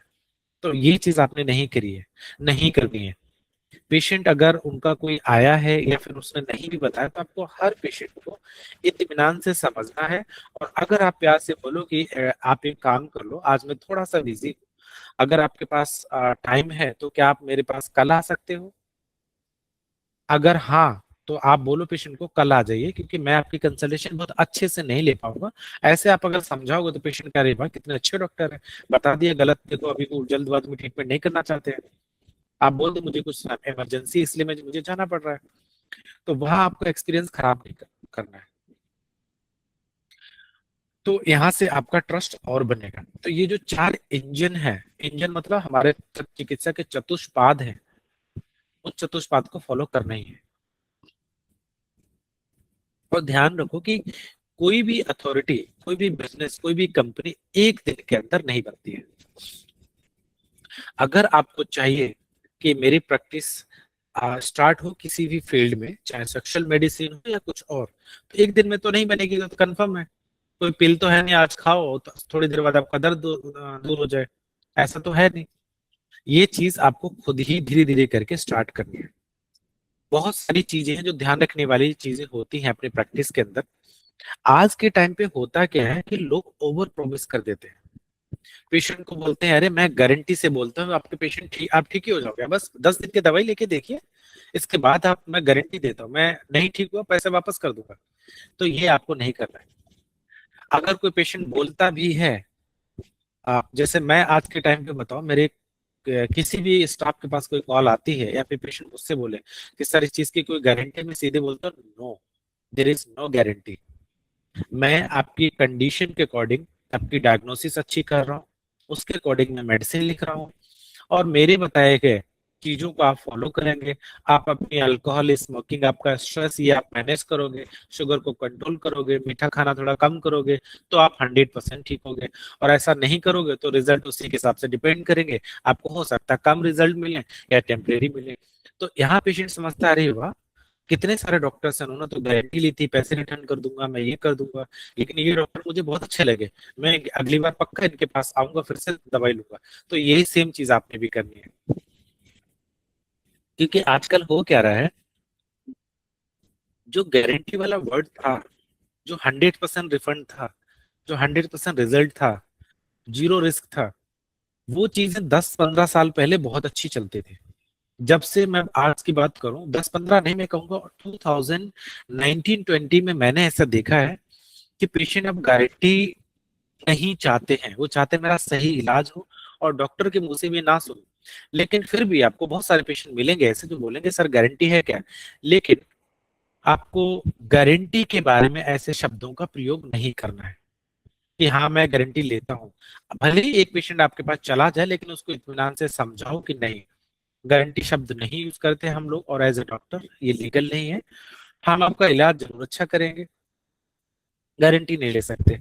एलोपैथ में एक भी सिंपल ऑपरेशन भी होता है, एक सिंपल आपका मान लीजिए हाइड्रोसील का ऑपरेशन, सबको पता है इससे कोई नहीं मरेगा, लेकिन फिर भी लिखवाते हैं, पेशेंट से कंसेंट लिखवाते हैं कि अगर कुछ हो गया इसमें मेरी जिम्मेदारी नहीं है। लेकिन अगर हम भी ऐसे अपने पेशेंट को एजुकेट करें, अपनी वैल्यू इतनी बढ़ाएं, इतनी सारी चीजें अपने प्रैक्टिस में ध्यान रखेंगे, तो ऑफकोर्स पेशेंट गारंटी नहीं मांगेगा। वो कहेगा हाँ ये डॉक्टर जो बात कर रहे हैं बात तो बहुत सही है, और बात सही है इसका मतलब मुझे इनके साथ जाना चाहिए। घर जाएगा, अगर मान लो उस दिन दवाई नहीं लेगा, लेकिन एक दिन के बाद, 2 दिन के बाद में सोच के आएगा जरूर, या फिर कहीं और दूसरी जगह गलत जगह फंस जाएगा गारंटी के नाम पे, फिर वापस आएगा। तो कुछ पैरामीटर्स आपको बताता हूँ हमें करना क्या चाहिए। प्रॉमिस अगर आप करते हो, तो अगर आप एथिकल मॉडल है, तो आप रियलिस्टिक चीज बताओगे, आप एक अपना प्लान बताओगे कि हाँ हम विद इन 1 मंथ ये इंप्रूवमेंट हो सकते हैं, नेक्स्ट मंथ में ये हो सकते हैं, 6 मंथ या 9 मंथ आपका ट्रीटमेंट चलेगा। और यही अनएथिकल मॉडल, क्वाइक डॉक्टर क्या करेंगे, 100% गारंटी, ना मिले 3 पुड़िया बना के देता हूँ, 10,000 रुपये लेता हूँ, ठीक ना हुआ तो सारे पैसे वापस। ऐसे बहुत सारे लोगों के साथ में झगड़े, केसेस, कंप्लेंट, सब कुछ होता है, क्योंकि आपको नहीं पता कि अगला पेशेंट कितना पावरफुल है, अगले के पास कितनी वो है, पैसा है, कितना उसका सीट की वैल्यू है, वो इंसान कितना रिच है, वो इंसान की पॉलिटिकल पावर कितनी है, आपको नहीं पता वो किस पोस्ट पे है। तो ये चीज हमें नहीं करनी है। दूसरा, डायग्नोसिस, हमें रूट कॉज डायग्नोसिस करनी है, इन्वेस्टिगेशन के साथ में करनी है। जो आपके क्वाइक से अनएथिकल मॉडल वाले होते हैं वो चुपचाप सीधे दवाई पकड़ा देंगे, अरे ये पढ़ाओ, ये सब कुछ ठीक है, ये खाओगे 4 दिन में ठीक हो जाओगे। वो हमें एज ए एथिकल डॉक्टर नहीं करना है। प्राइसिंग हमारी हमेशा ट्रांसपेरेंट रहनी चाहिए। हमेशा ये नहीं होना चाहिए कि हमने एक चूरन और पुड़िया बहुत सारी दवासी में मिला के पेशेंट को दे दी। तो आज के टाइम पे जो आपके टीयर 1 टीयर 2 के पेशेंट है, वो प्रॉपर, मेरे पास तो हर दिन पेशेंट आते हैं। कई बार तो दवाई अगर ऑनलाइन पेशेंट है तो वो मेडिसिन की फोटो मांगते हैं, तो उसमें क्या पड़ा और कितना पड़ा है ये भी मांगते हैं, क्योंकि उनको फियर रहता है कहीं ऐसा तो ना हो कि इसमें कुछ और मिला हो। क्योंकि ऐसा बहुत सारे क्वैक्स करते हैं, टडालाफिल की टैबलेट, सिडेलाफिल की टैबलेट मिला मिला के और कोई भी अश्वगंधा शिलाजीत का अश्वगंधा पाउडर में मिला के दे देते हैं, पेशेंट को खाते ही आराम हो जाता है, फिर वैसे हो जाता है। तो उनको भी ये डर है कि कहीं ये लोग भी तो ऐसा नहीं कर रहे हैं। तो हमें ट्रांसपेरेंट रहना है। फॉलो अप हमेशा आपका एक स्ट्रक्चर्ड फॉलो अप रहना चाहिए। अगर आप कोई भी सॉफ्टवेयर यूज करते हो तो आपके लिए बहुत अच्छा है, जिसमें पूरा डेटा रहता है। नहीं तो आप जरूर एक स्टाफ को बिठाएं ताकि आपके फॉलो डाटा हो कि पेशेंट कब आया तो मैंने क्या लिखा था। हमारे पास शुरुआत में बहुत सारी परेशानी आई थी। जो क्लिनिक वाले पेशेंट होते थे, हमने उनको प्रिस्क्रिप्शन दे दिया, अगली बार बोलते थे सर प्रिस्क्रिप्शन खो गया, मैं भूल आया, तो वहां पे हमें इश्यूज आते थे। जो आपके ऑनलाइन वाले पेशेंट हैं, हमने उनको प्रिस्क्रिप्शन नहीं दिया, भेजा नहीं है, उन्होंने खो दिया, तो क्या करेंगे। तो अगर आज के टाइम पे मार्केट में बहुत सारे सॉफ्टवेयर आ गए हैं, मैं लास्ट में जब आपके लिए ये सारी चीजें बना के दूंगा तो रेफरेंसेस भी दे दूंगा जो चीप हो, इफेक्टिव हो, सस्ते हो, ज्यादा महंगे ना हो, 1,000-500 रुपए महीने के खर्चे पे काम चल जाए, वो भी आप स्टार्ट कर सकते हो, जिसमें पूरा पेशेंट का डेटा आ जाता है, उनका नाम, एज, वेट, कब कंसल्ट किया, कितने बजे किया। तो यहाँ पे एक आपकी वैल्यू डेवलप होती है। अरे वाह, डॉक्टर तो बहुत मॉडर्न है, मुझे लगा था कि आयुर्वेदा में डॉक्टर तो ये मॉडर्न चीजें यूज ही नहीं करते हैं। हमें ज्ञान है, लेकिन हमें पैसा कमाने के लिए थोड़ा सा मॉडर्नाइज होना पड़ेगा, और जरूरी है। कल को आप भी, जैसे मैं आपको बता रहा हूँ कि 95,000 से ज्यादा पेशेंट मेरे पास थे, मतलब मैंने ट्रीट किए हैं, हमने कंसल्ट किया है, तो हवा में तो बोल नहीं रहा हूँ। कैसे बोल रहा हूँ, क्योंकि हमने पूरी शीट बनाई, हमने डेटा कलेक्ट किया है। और डेटा आप, इतना बड़ा डेटा पेपरों पे नहीं कर सकते हैं, ये बहुत बड़ा चैलेंज हो जाएगा। तब हुआ करता था जब हमारे पास सुविधाएं नहीं थी, आजकल है तो हम करेंगे। तो इन सब की वजह से मिलेगा क्या, आपको एक अच्छा ट्रस्ट मिलता है, आपको एक रेफरल मिलते हैं, लंबे समय तक आपके पास में पेशेंट रहेंगे। अगर ये हम चारों चीजों को फॉलो करते हैं तो क्या फॉलो करते हैं, वो प्रॉमिस, डायग्नोसिस, प्राइसिंग और फॉलोअप चीजें, अगर ये फॉलो करेंगे तो हमें ये सारी चीजें मिलती हैं। लेकिन वही अगर कोई क्विक होगा, उनसे लोग क्या बोलेंगे, आप मेरा पैसा रिफंड कर दो, आपने तो मुझे लूट लिया है, मैंने तो इतना सारा विश्वास करके आपके पास आया था। तो वहां पे बदनामी होती है डॉक्टर की। तो हमें उसी चीज से बचना है। और एक और फायदा होता है, जैसे मेरे पास जो कंप्लेंट आई थी आज के 3 साल पहले, तो उस टाइम पे मैं बहुत सारी मेडिसिन ऐसी थी जो लूज में देता था। हमने अपनी किसी डिब्बी में दवाइयां भर के, इनकी कितनी गोलियां जानी, कितने कैप्सूल जाने, कितना पाउडर जाना है, उसका एक नाम लिख दिया और पेशेंट को बोल दिया ऐसे खाना है। तो हमारे पास 2 केसेस ऐसे ही हुए थे। एक पेशेंट था हमारा इनफर्टिलिटी का, सॉरी पीसीओडी की पेशेंट थी, मैम के पास आई थी। तो उस पेशेंट को हमने मेडिसिन ऐसे लिखी भेजी, उनको आराम हुआ। लेकिन एक बार हमने उनको एक भस्म दे दी, शायद आप लोग जानते होंगे, उनको गांठ थी कहीं पे। तो मैम ने उनको, कार्सो केयर आती है आपकी, एसडीएच फार्मा की, आई थिंक श्रीधर मंत्री हर्बल्स की, नो डाउट अच्छी मेडिसिन है, लेकिन मैम ने उनको दे दिया। उसमें आपको भल्लातक और ऐसे भस्में मिलती हैं, और ऐसे आपको इंग्रेडिएंट मिलते हैं जिसकी वजह से गर्मी होती है, पेट में गर्मी होगी, हेडेक होगा। पेशेंट को लगा मुझे पता नहीं क्या हो गया, वो पेशेंट चली गई किसी एएनटी के पास दिखाने के लिए। अब आपको पता ही है, मॉडर्न डॉक्टर को तो यही मौका चाहिए, आपने क्या लिया था सर, हमने आयुर्वेदिक दवाई ली थी, कहाँ से ली है, यहाँ से ली है। तो उन्होंने इतना ज्यादा पेशेंट का ब्रेन वॉश किया कि आयुर्वेद वाले झोला छाप होते हैं, इनके पास कोई डिग्री नहीं होती, ये लोग पढ़ाई नहीं करते हैं, और पढ़ाई करते नहीं है, लोगों को ऐसे बर्बाद कर देते हैं। आपका कान में परेशानी हो गई है, आपको सुनाई देना बंद हो जाएगा। अब वो पेशेंट हमारे पास आ गया। जो पेशेंट हमारे पास आई थी, उनका जो भाई है वो वकील था, वो भी साथ में है। हमने उनको खूब बोला कि अगर आप इस मेडिसिन से, आप, उन्होंने ये बोला है कि हमें कान का सुनाई देना बंद हो गया, ऐसा हमारे एएनटी ने बोला। हमने कहा आप मेरी बात कराओ, अगर ऐसा होगा तो हम तो कंपनी को चैलेंज करेंगे, आपकी दवाई से ऐसा होगा। तो इस तरीके की दवाइयां कभी हम अगर देते हैं तो हमें एक चांस, दूसरे डॉक्टर्स को, एलोपैथ वालों को मौका मिल जाता है कि उनको कैसे डिमोटिवेट किया जाए, कैसे इनको बदनाम किया जाए। तो हमें ट्रांसपेरेंट रहना, मेरे लिए, मुझे लगता है कि अच्छा रहेगा। आप जो भी प्राइसिंग रखना चाहते हैं, जैसी भी मेडिसिन देना चाहते हैं, आप पूरा सील पैक्ड दोगे, तो कल को तो कोई कहेगा नहीं आपके सामने कि आपने कुछ मिलाया होगा, आपने कुछ किया होगा। ये लोगों को चाहिए।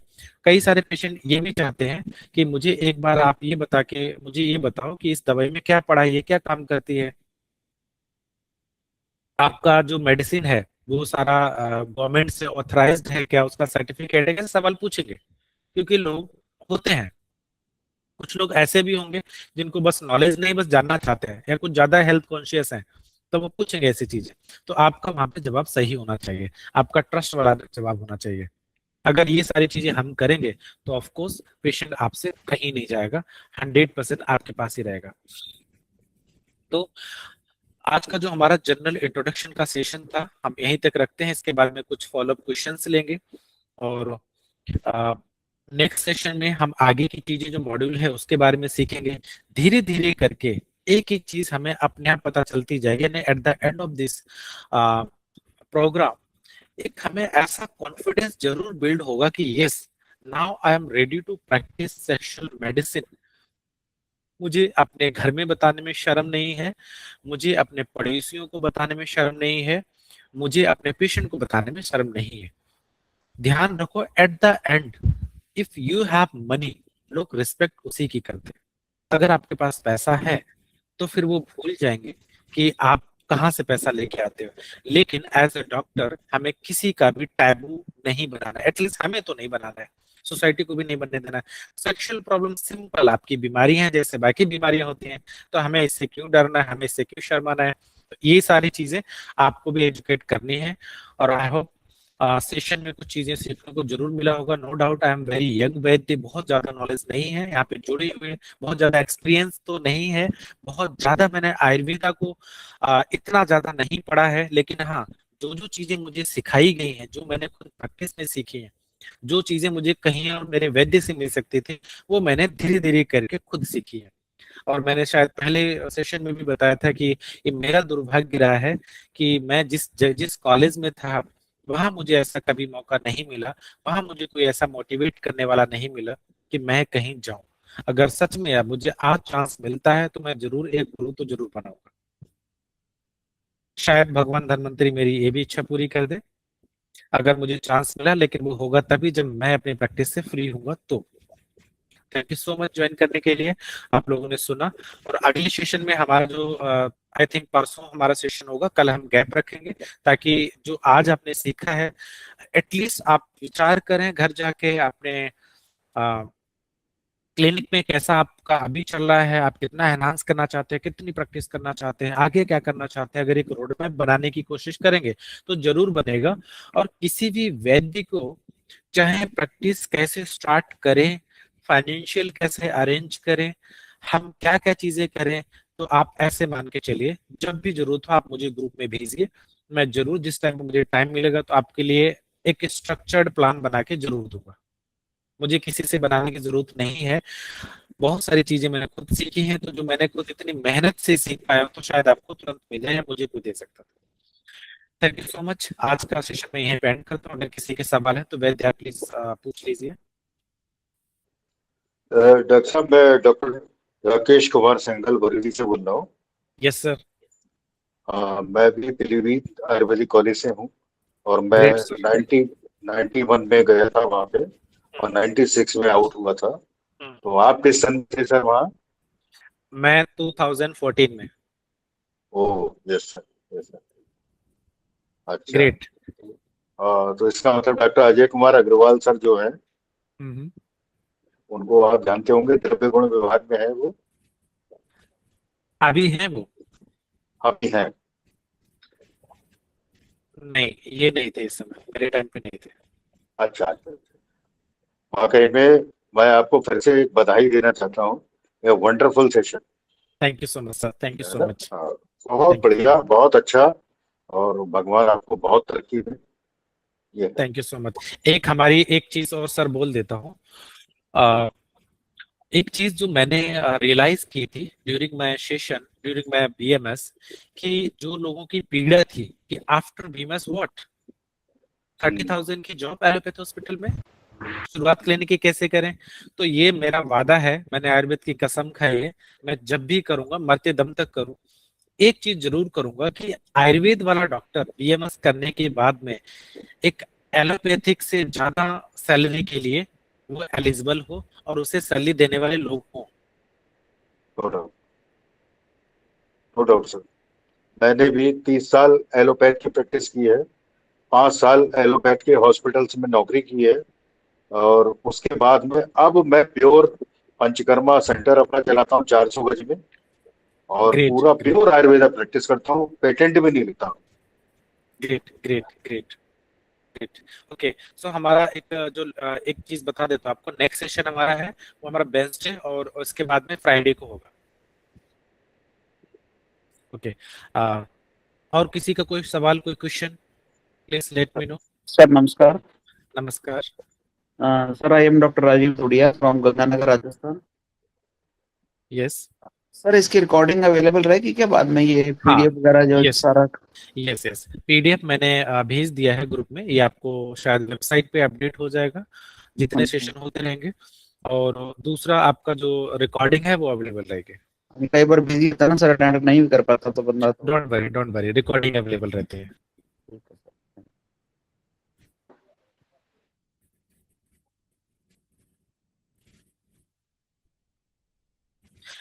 Anything else? सर नमस्कार। जी नमस्कार। सर मैं डॉक्टर नकुल शर्मा हूँ सर, हरियाणा से। Hello doctor Nakul. हाँ सर, बेसिकली आपने जो सेशन में बताया सर बहुत अच्छा लगा, और एक आज के इंट्रोडक्शन सेशन में ही ये समझने में लगा कि काउंसलिंग भी कितनी इम्पोर्टेंट है सेक्सोलॉजी के लिए।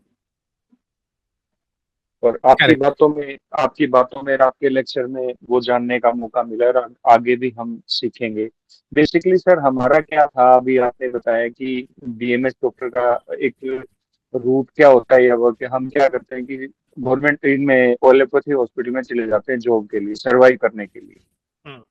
बट जैसे कि मैं बताऊं कि 12-13 साल से मैं एलोपैथी हॉस्पिटल में रहा, बट मेरा आफ्टर कोविड इससे एलोपैथी से बिल्कुल ही ट्रस्ट टूट गया था। जिस तरह की डेथ हो रही थी, आयुर्वेद ने सेव किया कोविड टाइम में। तो उसके बाद सर मैं अपनी क्लिनिक करके आयुर्वेदिक प्रैक्टिस कर रहा हूँ।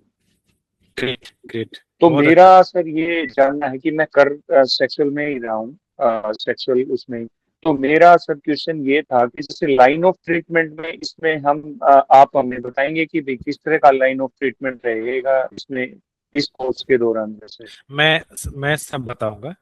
जो जी जो सर। हमारी बीमारियां हैं, एक तो हम जनरल चीजें जब बताना शुरू करेंगे, ट्रीटमेंट चालू करेंगे क्या क्या कर सकते जी हैं, उसके जी बाद में हमारा प्रॉपर एक लाइन ऑफ ट्रीटमेंट क्या होना चाहिए condition wise.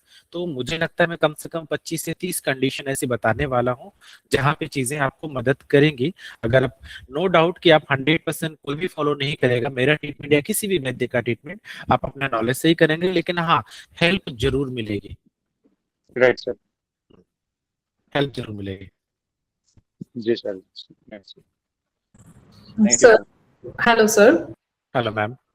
Yeah, sir, I want to ask you that do you use Rasakalpas? Do you recommend Rasakalpas while treating the sexual disorders? Yes, ma'am, of course. Mhm. You have to treat the patient but according to the diagnosis and condition of the patient. Yeah. And also, एक अच्छे वैद्य के लिए, doctors के लिए ये चाहिए, if patient pocket allow, then Yeah. आपको रसकल्प में स्वर्ण भस्म और बाकी भस्म का भी यूज करना चाहिए, अगर अलाउ करती हैं तो हम रसकल्प भी, काष्ठौषधि भी और पंचकर्मा भी सब कुछ सीखेंगे। वो आपका नॉलेज है, आपके एक्सपर्टीज हैं कि आप अपने पेशेंट को अभी क्या देना चाहते हो और आगे क्या देना चाहते हो, ये आपके ऊपर डिपेंड करता है। But, what's your experience? Because you are so experienced in this. It's your expertise basically treating the sexual disorders in the male. So, what would you recommend that Kashtausadi works or works faster than or the Bhasmas work faster? Most of the time it's depend on the condition of the patient. Yeah. हाँ, But generally मैं इस चीज पे focus नहीं कर रहा हूँ अभी कि मैं क्या लिख रहा हूँ, मैं Okay. क्यों लिख रहा हूँ, specially I always focus on that. हाँ, बट इट्स 100% ट्रू, रस औषधि works faster. faster, yeah. Yes, so at least first time you have to prescribe some rush औषधियाँ जिसके रिजल्ट पेशेंट को जल्दी मिले, ताकि आप सेकंड फॉलो अप या first follow up, next follow up patient से ले पाओ। That is true. Yeah, thanks a lot. Thanks a lot. Hello, good evening. आपकी वॉइस बहुत स्लो आ रही है। ओके, बरेली, आरएससी बरेली से।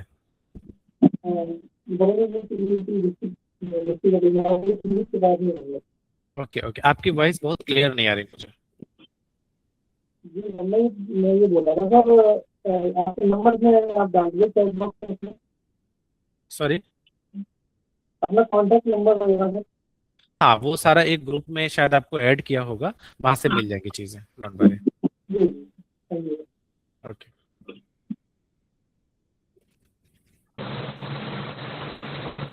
Hello sir. हेलो।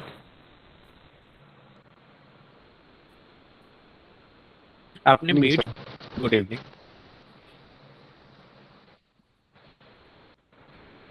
सर आज का सेशन बहुत अच्छा था और मैं बहुत एक्साइटेड सीखने के लिए, और मैं काफ़ी टाइम से सोच रहा था सेक्सुअल अपनी एक्सपर्टीज लेने के लिए, और मैंने एक कोर्स भी लिया था क्लिनिकल गुरुजी का सेक्सुअल मेडिसिन के ऊपर। काफ़ी कॉस्टली था, 20,000 का था वो, बट उसमें भी मेनली ना फोकस मॉडर्न पे किया हुआ है। हाँ, लेकिन ये है कि उसमें काउंसलिंग की और मेनली कपल काउंसलिंग की इम्पोर्टेंस कितनी होती है वो बहुत अच्छे से डिटेल में समझाई थी, जैसे आपने भी बताया है। और इस कोर्स के लिए मैं बहुत एक्साइटेड हूँ सर, और आप बहुत अच्छा समझाते हैं। Thank you thank you sir. Thank you so much. नमस्ते सर। हेलो। हेलो। नमस्ते डॉक्टर हाँ सर, दीपक। हाँ doctor Deepak from Ahmednagar Maharashtra. बढ़िया ओके। सेशन रहा सर आपका। पहला इंट्रोडक्टरी पॉडकास्ट भी बहुत बढ़िया था। मुझे एक थैंक सवाल यू। पूछना है कि अगर मैं चाहूँ कि मुझे रसकल्प यूज ही नहीं करना है, सिर्फ नॉन रसकल्प या वनस्पति कल्प ही यूज करना है, तो मुझे उतने रिजल्ट आ पाएंगे या आपकी सलाह क्या रहेगी? अगर देखो, अगर करोगे तो रिजल्ट अच्छा रहेगा, लेकिन हाँ, अगर आप सिर्फ काष्ठ औषधि करोगे, ऐसा नहीं कि रिजल्ट मिलते नहीं है, थोड़ा समय जरूर लगता है, बस ये है। आप आयुर्वेद में पेशेंट को बोल के रखोगे कि यस, आपकी ये बर्निंग प्रॉब्लम है, मैं ये मेडिसिन स्टार्ट कर रहा हूँ, आप लेना शुरू करो। आयुर्वेदा है, थोड़ा सा लोग काम करेगा तो पेशेंट मान जाते हैं इजिली। और फिर धीरे धीरे करके आप सिर्फ रस औषधि नहीं, काष्ठ औषधि पे भी काम करोगे, तब भी काम चलेगा, don't worry. Hello thank you. Sir, नमस्कार। मैं डॉक्टर अतुल अग्रवाल फरीदाबाद से बोल रहा हूँ। जैसे इसमें जो प्रॉब्लम आती है सर, मेजर प्रॉब्लम डिस्पेंसिंग में आती है। जैसे मान लीजिए स्वर्ण बसव मिलाया, मकरध्वज मिलाया, सिद्ध मकरध्वज मिलाया, कॉस्ट बढ़ जाती है। तो अब वो अगर हम मिक्स करके देते हैं, पेशेंट का सबसे बड़ी मुसीबत यही होती है कि डॉक्टर साहब ये 2,000 की दवाई, 4,000 की दवाई।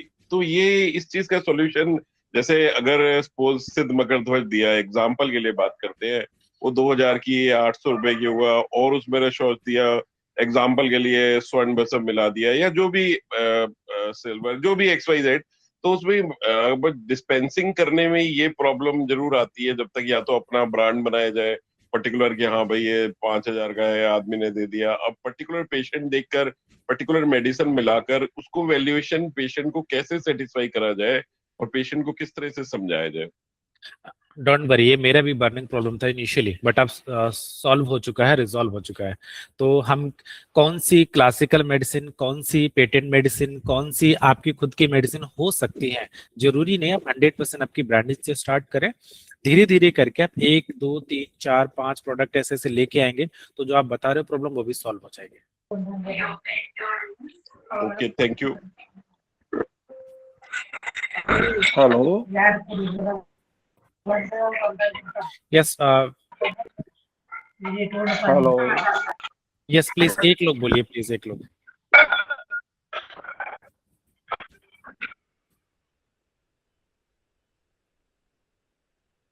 डॉक्टर रविराज।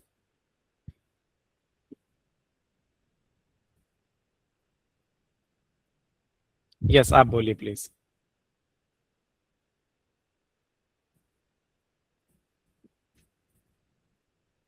आपकी आवाज मुझे नहीं आ रही, आप एक बार अपने आप को अनम्यूट करें।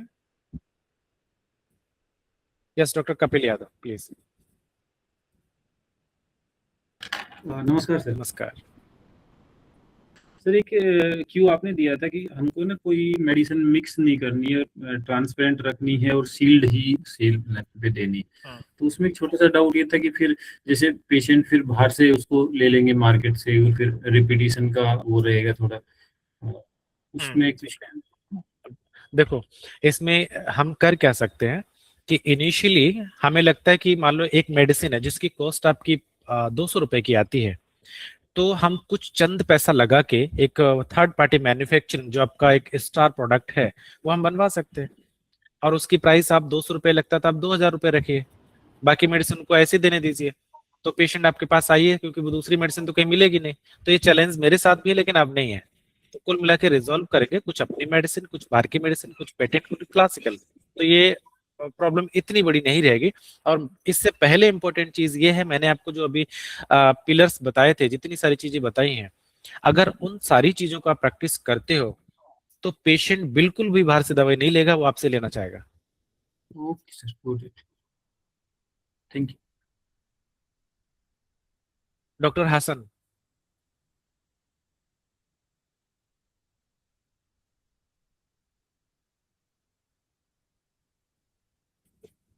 अगर किसी और वैद्य का कुछ सवाल हो तो फिर प्लीज आप पूछे, अदरवाइज हम नेक्स्ट सेशन में ले लेंगे। और बाकी जितने भी आपके डाउट्स हैं, आप मान के चलिए, स्टार्टिंग फ्रॉम मार्केटिंग, आपका क्लिनिक एस्टेब्लिशमेंट, जो आपको चैलेंजेस आते हैं, सेम चैलेंजेस मैंने फेस किए हैं, उनको रिजॉल्व किया है। तो आप मान के चलिए कि सारी की सारी चीजें ड्यूरिंग द सेशन, सब कुछ कहीं ना कहीं किसी ना किसी सेशन में जरूर कंप्लीट होंगी होंगी, और फिर भी नहीं होती, इसके बाद में हम जरूर इस पर डिस्कशन करेंगे। एक लास्ट सेशन और एक्स्ट्रा रख लेंगे, अगर किसी का after completion of this session कुछ डाउट्स रहते हैं, तब भी हम एक सेशन रख सकते हैं। तो मुझे ऐसा लगता है कि आप लोग बस ध्यान दो अभी, और जितने भी डाउट्स आते हैं वो हम कवर कर लेंगे, फिर भी रहेंगे तो ऑफकोर्स हम पूछेंगे, बताएंगे जरूर। ठीक है, ठीक, थैंक यू। सर, एक सवाल मेरा है कि आपने अभी बताया कि हम कैसे खुद का मैन्युफैक्चरिंग या ये कर सकते हैं, तो वो भी आप सेशन में लेंगे ही। लेकिन कुछ। मेरी एक हर्षल सर से भी इस माध्यम से विनती है कि उन्होंने अगर एक छोटा सा कोर्स इसके लिए लिया हमारा, कि कैसे खुद के मेडिसिन को गवर्नमेंट लेवल तक अप्रूव लेना है, तो वो सब वैद्यों के लिए काफी फायदा होगा। और उससे फिर हम ये चीज, ऐसा लगता है हमें कि ये बहुत बड़ी चीज है, हम नहीं कर पाएंगे, लेकिन आपने सर ने अगर वो सिखाया, आप भी सिखाएंगे, और हर्षल सर से विनती है कि एक स्पेशल सेशन उसके ऊपर रखिए। 100% मैं रंजीत सर से रिक्वेस्ट करके जो भी हो सकता है मैं आपको ग्रुप में अपडेट कर दूंगा। चलेगा sir, okay. Hello. Yes doctor Mohit. Hello जी सर, मैं महाराष्ट्र से हूं और बहुत अच्छा लगा आपका लेक्चर सुनकर, प्रॉमिसिंग लगा। और बहुत सारे दिनों से, ऐसा कह सकते हैं बहुत सारे सालों से, फीमेल पेशेंट जो है लो लिबिडो के, समझ लीजिए कोविड के दरमियान से आना शुरू हुआ है, लेकिन इसका कोई जवाब नहीं था मेरे पास। और क्या उनसे बात करें या कैसे बात करें, या मेल भी पेशेंट आते थे तो हिमालय के जो भी रेगुलर ड्रग्स है, जो सबको ही पता है, जो कॉन्फिडो, टेंटेक्सपोर्ट वगैरह, ये सब कुछ देकर, लेकिन फिर भी सेटिस्फाइड नहीं रहते थे हम कि क्या दे, कि कॉन्फिडेंटली हम पेशेंट को बता सके। लेकिन अभी मेडिसिन तो अभी सिखानी बाकी है, बाकी सब प्रोटोकॉल या जो भी SIPs है आनी बाकी है, लेकिन सुनकर बहुत अच्छा लगा और बहुत बहुत धन्यवाद आपको। और विनती टीम से भी और आपसे भी है कि समय सर का भी और सब लोगों का ही बहुत कीमती है। तो हम ये करेंगे कि आज पहला लेक्चर है तो सब सवाल ले रहे वर्बली भी, लेकिन लिखित स्वरूप से ग्रुप पे डालेंगे तो सर को भी सहूलियत होगी और सर के वक्त की भी, मतलब हम बचा सकेंगे उनको, इस तरह से करेंगे। Thank you very much once again, thank you for your valuable time sir, thank you very much.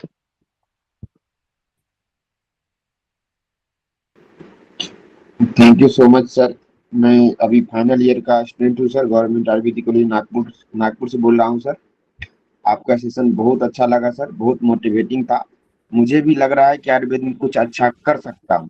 भगवान ने आयुर्वेद में मुझे चुन के बहुत अच्छा किया, इसीलिए। बहुत बढ़िया, बहुत बढ़िया सर। मैं पटना से बोल रहा हूँ सर। हाँ जी, हाँ जी। अभी मैं PG कर रहा हूँ सर, फाइनल ईयर है मेरा। Okay, great. तो अभी सर जैसे आपके सेशन का तो बहुत दिनों से इंतजार चल रहा था, और बहुत ही इसके इतने ज्यादा पेशेंट आते हैं सर कि मतलब सबसे बड़ी बात है कि बोलने में ही वो हो जाते हैं। एक तो जनरल OPD होती है हम लोग के यहाँ गवर्नमेंट कॉलेज की, तो वो पेशेंट बहुत ही छट के हम लोग के पास, मतलब कोई ऐसा कोई जूनियर ले आया या कोई बोल दिया कि उनसे दिखा लो तो ही आ पाते हैं। करेक्ट।